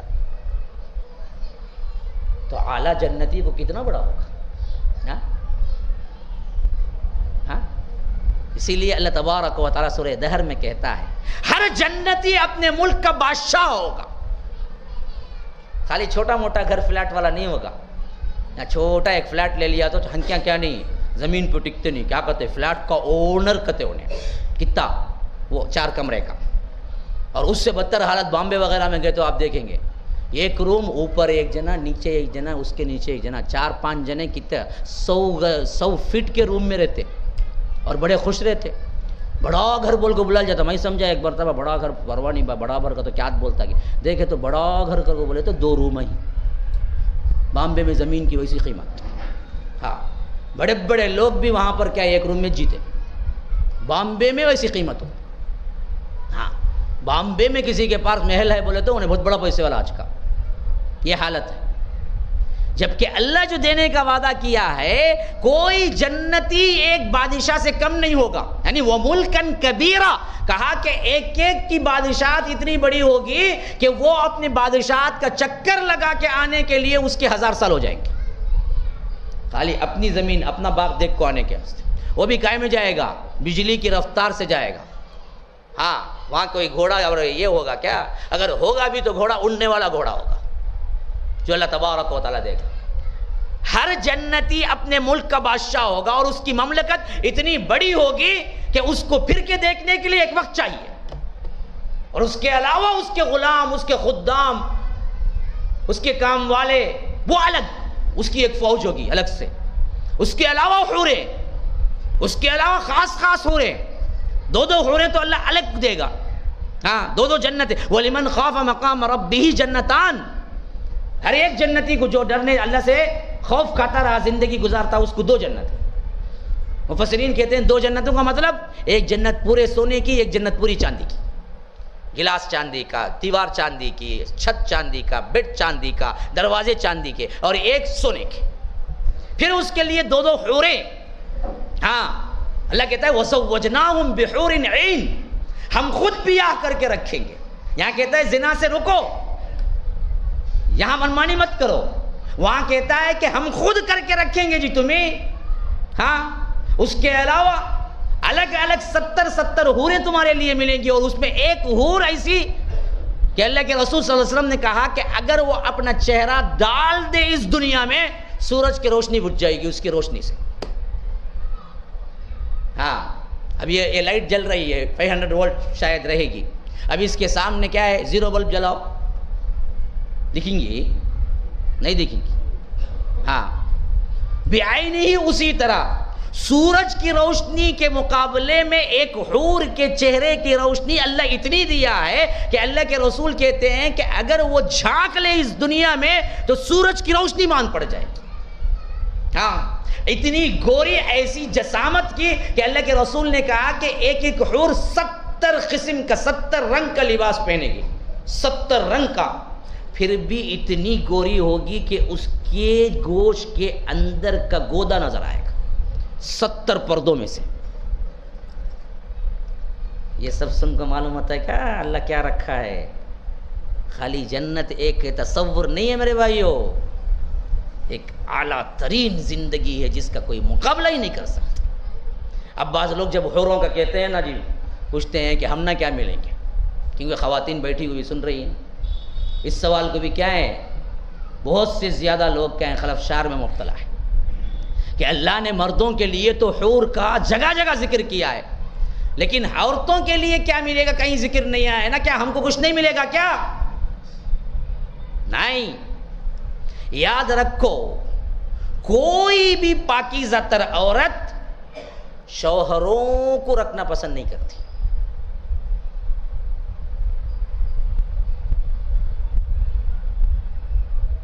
عورت کا پسند کا کیا ہے, عورت کو وہ رکھا ہے. مرد کے پسند کا کیا ہے, اللہ نے مرد کو وہ رکھا ہے. پہلی بات. دوسری بات یہ ہے کہ فرمایا کہ وَفِيهَا مَا تَشْتَهِيهِ الْأَنفُسُ, ہم نے جنت میں وہ سب کچھ رکھا ہے جو تمہارا نفس چاہے گا. تو اگر وہ چاہیں گے غلمان تو اللہ ان کو بھی غلمان دیں گے.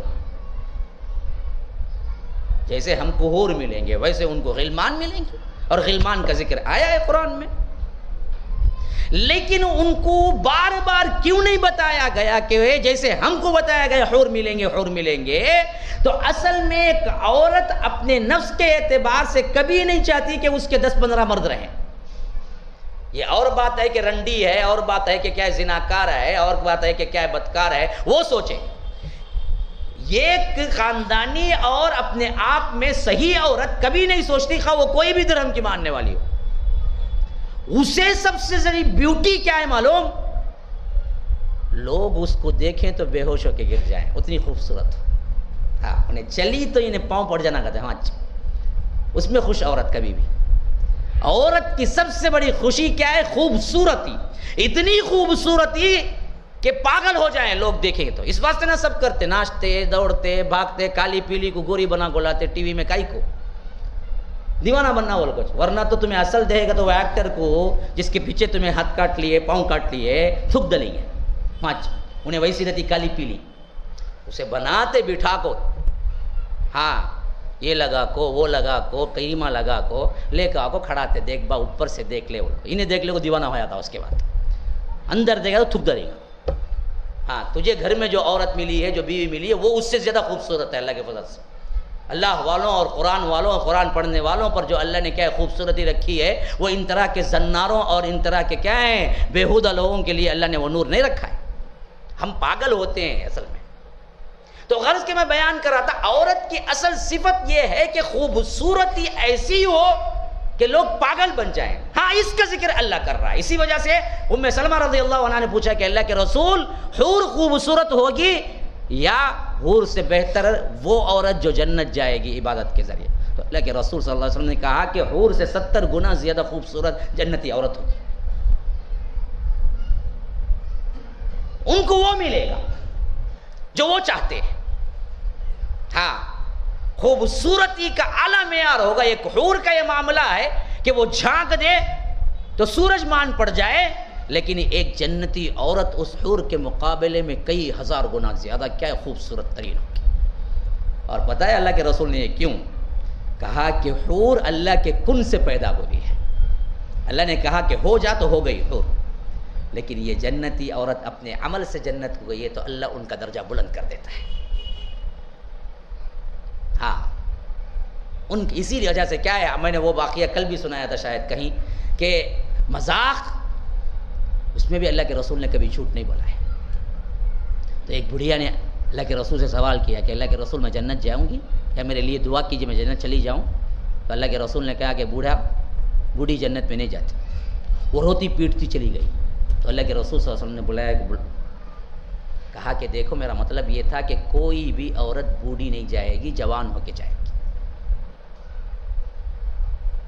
انا انشأناہن انشاء، اللہ کہتا ہے فجعلناہن ابکارا عربا اترابا لاصحاب الیمین۔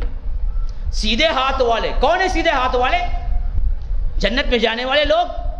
فرمایا کہ ہم ان کی اٹھان الگ ہی طریقے سے اٹھائیں گے، یعنی کوئی بوڑھی بہت زیادہ معمر جل لٹکی ہوئی کس حالت میں بھی مری اگر وہ جنتی عورت ہے تو اللہ کہتا ہے ہم اس کو ایک اور ہی اٹھان میں اٹھائیں گے۔ کیسے اٹھائیں گے؟ فجعلناہن ابکارا، بالکل دوشیزہ لڑکی اور انبیاء ہی جس کی ابھی شادی نہیں ہوئی اس حیثیت سے ہم اس کو بنا کے جنت میں داخل کریں گے۔ اتنی خوبصورت ترین عورت بنا کے، بلکہ عورت بھی نہیں کہنی چاہیے، لڑکی کہنی چاہیے، دوشیزہ کہنی چاہیے۔ فجعلناہن ابکارا، پھر عربا اترابا لاصحاب، ان کے مقابلے میں ان کے شوہروں کو بھی ہم برابر دیں گے۔ یہاں جیسا نہیں ہوگا، انہیں گوری چٹی، انہیں کالا کلوٹا، کیا کر ڈالے اما بابا شادی کر ڈالے، اب زندگی گزارنا نہ دیکھ لے گو کیا کریں گا، انہیں کیا بھی نہیں کر سکتے۔ ہاں، شوہر ملا بڈھا 60 سال کا، انہیں بچی 30 سال کی، کیا کرنا، بڈھے کو نہلانا دھلانا سب دیکھنا چنے، زندگی آ گئی، کیا بھی نہیں۔ اللہ کہتا ہے کہ ہم برابر کی جوڑی دیں گے وہاں پر، وہاں ایسا نہیں ہوگا، وہاں برابر کی جوڑی ہوگی۔ اور جوڑی میں بھی یہ ہوگا کہ جو شوہر دنیا میں تھا وہی شوہر جنت میں بھی آیا تو اللہ اس کو بھی بدلا کے ہی دیں گے، تمہیں وہی شوہر نہیں ملے گا، وہ جنتی شوہر بن کے آئے گا۔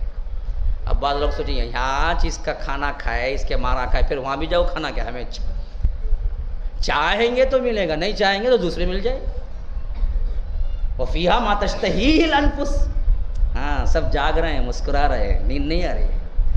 اپنی پسند کی بات ہو تو جاگنا بھی پڑتا ہے، لیکن ماشاءاللہ اللہ آپ کو جزائے خیر دے، آپ بڑے دل لگا کے سن رہے ہیں۔ اور یاد رکھیے یہ اگر ہم دل سے سنیں اور مان بھی لینا پھر دنیا کی کوئی کشش نہیں رہے گی، آپ لات ماریں گے، کیا ہے دنیا یہ؟ اس کے مقابلے میں تو اللہ نے مجھے جنت رکھا ہے، کون سی چیز چاہیے تو ہر وہ چیز تو اللہ نے پورا رکھ دیا، تمہیں وہاں دوں گا، یہاں رک جاؤ، شراب رک جاؤ یہاں، وہاں ہم خود دیں گے تمہیں، ایسی شراب دیں گے جس کا تصور و مزہ بھی تمہیں معلوم نہیں ہے، ویسی شراب ہم دیں، ختامہ مسک، اور اوپر سے کیا ہے سیل لگی ہوگی مسک کی۔ ہاں برانڈڈ شراب ہے نا جی، ایک لوکل شراب ایک برانڈڈ، لوکل 100 روپے میں ملتی، برانڈڈ 1000 روپے میں ملتی۔ انسان کیا کرتا؟ برانڈڈ پینا چاہتا، برانڈ ہو اس کے اندر، سیل ٹوٹی ہوئی ہو تو بیکار۔ تو اللہ کہتا ہے ہم شراب دیں گے بھی تو وہاں بھی برانڈڈ شراب ملے گی، ختامہ مسک، ہم اس کو مہر لگائیں گے مسک کی۔ وفی ذلک فلیتنافس المتنافسون، بھاگ دوڑ کر حاصل کرنے والے حاصل کر لے وہ شراب جو برانڈڈ شراب ہے۔ اور اس میں ساتھ میں کیا؟ وَمِزَاجُهُ مِن تسنیم، پھر اس کے اوپر ہم اس کے اندر تسنیم کا مزہ شامل کریں گے، وہ الگ ایک نہر آ رہی ہوگی، اس میں ڈالا جائے گا۔ کیا شراب پیے تو کیا ہونا؟ سائڈ ڈش ہونا کہتے ہیں اسے، سائڈ ڈش کیا؟ کھاری بوندی، کھارے چیزاں، اچار، نمک۔ آپ نے دیکھا ہوگا جہاں شراب کا دکان ہے وہاں بازو کیا ہے؟ مرچی مسالے کی چیزیں ہوتی ہیں.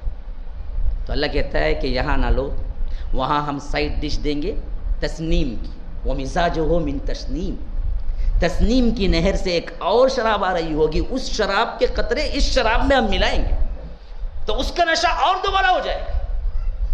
پھر اس کے بعد جب پینے کا موقع آئے گا تو ٹریٹمنٹ کیسے؟ وی آئی پی جو طبقہ ہوگا نا، اس کو اللہ کہتا ہے کہ وَسَقَاهُمْ رَبُّهُمْ شراب، تمہارا رب تمہیں خود پلائے گا. ایک طبقہ ہوگا جن کو فرشتے پلائیں گے، ایک طبقہ ہوگا جس کو جو چاہے جا کے اٹھا لینا پڑے گا، ایک دوسرا طبقہ ہوگا جس کو کیا ہے اللہ پلائے گا. کہتا ہے کہ وَسَقَاهُمْ رَبُّهُمْ شَرَابًا طَهُورًا، ان کا رب ان کو پلائے گا. یہاں رک جاؤ، یہاں نہ کرو، وہاں ہم نے خود تمہارے لیے تیار کر کے رکھا ہے. جنت میں ہر چیز ملے گی.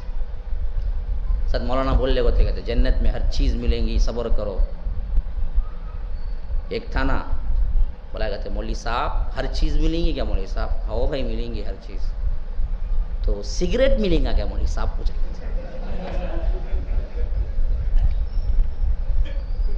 مولانا بھی بڑے ہوشیار تھے، بولے کہتے ہاؤ ملیں گی لیکن سلگانے کے واسطے جہنم کو جانا پڑے گا.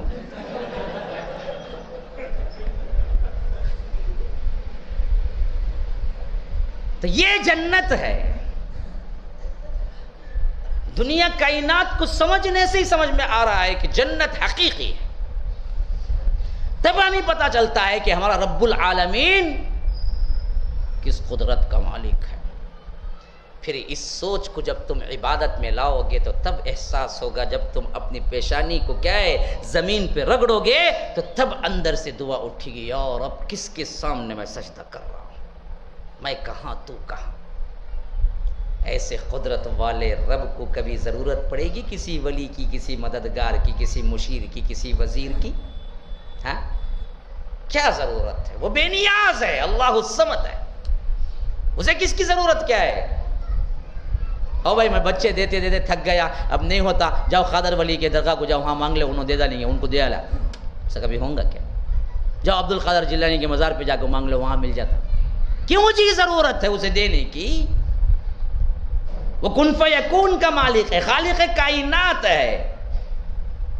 اسے کسی کی ضرورت نہیں، مدد کی نہیں، مشیر کی نہیں، وزیر کی نہیں، کوئی ضرورت نہیں اس کو. وہ کیوں کسی کو اپنا پارٹنر بنائے گا؟ آج ہم شرک کرتے بھی ہیں تو اسی واسطے کرتے ہیں کہ ہم اللہ کی وحدانیت کو پہچانتے نہیں، قدرت کو پہچانتے نہیں. ورنہ تو کبھی ہم شرک نہیں کرتے، کبھی کسی دوسرے کو نہیں پکارتے. وہ رب جو کائنات کے ہزارویں حصے کو کیا ہے چھوٹی سے چھوٹی چڑیا کو بھی رزق دیتا ہے اور بڑی سے بڑے کیا ہے جانور کو بھی رزق دیتا ہے، تمہیں نہیں دے گا؟ تمہاری مصیبتوں کو دور نہیں کرے گا؟ ہاں ایک ایک مچھلی 3-3 4-4 ٹن کھانا کھاتی ہے ایک دن میں، معلوم؟ جو سمندر کے نیچے، اور اللہ اس کو دے رہا ہے. تمہارے کیا ہے 1 فٹ کا جو پیٹ ہے اس میں 1 پلیٹ کا جو کھانا ہے وہ تمہیں نہیں دے گا، اس کے لیے تم دوسروں سے مانگنا پڑے گا تمہیں. ویل مچھلی ہے نا، پتہ ہے آپ کو؟ ویل مچھلی 20 ٹن کھانا کھاتی ہے وہ ایک دن میں. 20 ٹن، 1000 کلو 1 ٹن ہے. کہاں رہتی ہے معلوم ہے؟ وہ بھی اوپری سطح پہ نہیں رہتی. اوپری سطح میں رہے گی تو جہاز ہی نہیں چلے گی. وہ بالکل نچلی سطح میں رہتی ہے، بہت نیچے ہوتی ہے. اس سمندر کی اتاہ گہرائی کے اندر اللہ اس کو 20 ٹن رزق دیتا ہے روزانہ. ہمارے کہ 2 پلیٹ کا کھانا ہم کو نہیں دے گا. پھر کیوں اس کی نافرمانی کرتے ہو؟ کیوں حرام کاری کرتے ہو؟ کیوں کیا دغا بازی کرتے ہو؟ کیوں جھوٹ بول کے کماتے ہو؟ کیوں دھوکہ دیتے ہو؟ کیوں دوسروں کی زمینیں ہڑپ جاتے ہو؟ کیوں مال میں کیا ہے دھوکہ دے کے بیچ دیتے ہو؟ تمہیں بھروسہ نہیں ہے تمہارا رب پر جو تمہارے پاس کھلانے کی ذمہ داری لے چکا ہے؟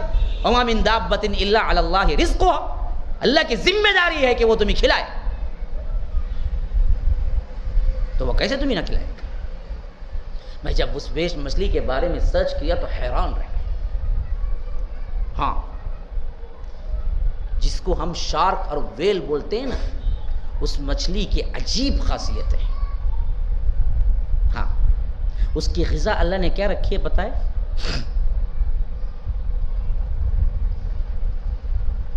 اس پانی کو چھانا گیا ہے تو ایسا سفید دکھ رہا ہے، اور ہم RO اور اسی طرح کے دوسرے مشینوں سے چھان کے پینے والے پانی اب عام ہو چکے ہیں، آپ سب کو معلوم ہے. بغیر چھانے اس کے اندر جراثیم ہوتے ہیں، چھوٹے ایسے مائکرو ہیں کہ ہم اس کو اپنی آنکھ سے نہیں دیکھ سکتے. ان جراثیم کو دیکھنا ہوتا تو ہمیں دوربین لگانا پڑتا. دوربین سے ہم دیکھ سکتے اس کے اندر کتنے جراثیم ہیں. ہاں تو یہ جراثیم میں بھی سب سے چھوٹی جو چیز ہے نا، جسے کہتے ہیں جراثیم میں بھی سب سے چھوٹے کیڑے، وہ کیڑے اصل غذا ہیں ویل مچھلی کی. کائنات کی سب سے بڑی مخلوق کی غذا کائنات کی سب سے چھوٹی مخلوق ہے، اور وہ آنا اس کو کب 20 ٹن آنا، وہ کیڑے 20 ٹن، اور وہ ایک ایک کو لے کے چاپ بھی نہیں سکتی. اس کا منہ اور اس کا فیس کا معاملہ اتنا بڑا ہے کہ وہ لے کے چاپ کے نگل نہیں سکتی. تو اللہ نے اس کو کیا سسٹم دیا معلوم ہے؟ اسے گلے کے اندر کے اینڈنگ میں ایک جالی رکھی ہے، وہ اتنی باریک جھلنی ہے کہ وہ جو ہے نا چھوٹے سے مائکرون نیوٹران کی طرح جو نہیں دکھتے ہیں، وہ جراثیم جب اس کے گلے میں جاتے ہیں تو وہ اندر چلے جاتے ہیں. اس سے بڑی کوئی چیز ہوتی ہے تو وہ اندر نہیں جاتی، چھن جاتا ہے، اور وہ یوں منہ کھولے دریا میں تیرتی ہے، ایسے منہ کھولے دریا میں تیرتی. تو اس کی غذا کا کتنے ٹن کا حصہ ہے جو سمندری پانی میں ہے، وہ ایسے ہی جذب کرتی جاتی ہے. خالی منہ کھول کے جب تیرتی ہے تو اس کے اندر پانی داخل ہوتا ہے، پانی کے اندر اس کی جو غذا ہے وہ اندر جاتی ہے اور باہر پانی نکل جاتا ہے. سمندر کے اتاہ گہرائیوں میں اس جانور کو 20 ٹن کھلانے والا زمین پر ظاہر میں چلنے پھرنے والے کو 2 پلیٹ کھانا نہیں دے گا؟ پھر اللہ سے روگردانی کرتے کیوں؟ حرام کاری کرتے کیوں؟ اعتبار کیوں اٹھ گیا ہے اپنے رب سے؟ ڈرتے کیوں ہے کہ تم بھوکے مر جاؤ گے؟ تو اصل معاملہ یہ ہے کہ اللہ کی قدرت کو ہم نہیں پہچانتے. اسی لیے رب نے فرمایا کہ وما قدر اللہ حق قدری، لوگوں نے اللہ کو نہیں پہچانا جیسے پہچاننا چاہیے، قدر نہیں کی جیسے قدر کرنی چاہیے. تو مسلمانوں، کائنات کی تخلیق کیسے ہوئی صرف ایک سائنسی یا جانکاری کا مضمون نہیں ہے، یہ بہت بڑا اللہ کو پہچاننے اور اس کی قدرت کو پہچاننے کے لیے میں نے آپ کو درس دیا ہے. اس کے بعد آپ کی مرضی ہے اس خالق کائنات کی عبادت کرو یا چھوٹے موٹے ان کے پاس جا کے در در ٹھوکریں کھاتے پھرو. اللہ تبارک و تعالی ہی کیا ہے، سمجھانے والا ہے. اللہ سے دعا ہے کہ جو کچھ ہم نے سنا ہے اس پر عمل کرنے کی توفیق عطا فرمائے. اللہ تبارک و تعالی ہمارے گناہوں کو معاف فرمائے. اللہ تبارک و تعالی جیسے ہم سب کو یہاں اکٹھا فرمایا ہے، امام الانبیاء سید المرسلین و آخرین جناب محمد الرسول اللہ صلی اللہ علیہ وسلم کے ساتھ جنت میں بھی، جنت الفردوس میں بھی اکٹھا فرمائے. هذا وباللہ التوفیق صلی اللہ وسلم علی نبینا محمد. اسأل اللہ لی ولکم ولسائر المسلمین من کل ذنب فاستغفروا انه هو الغفور الرحیم. والسلام علیکم ورحمۃ اللہ وبرکاتہ.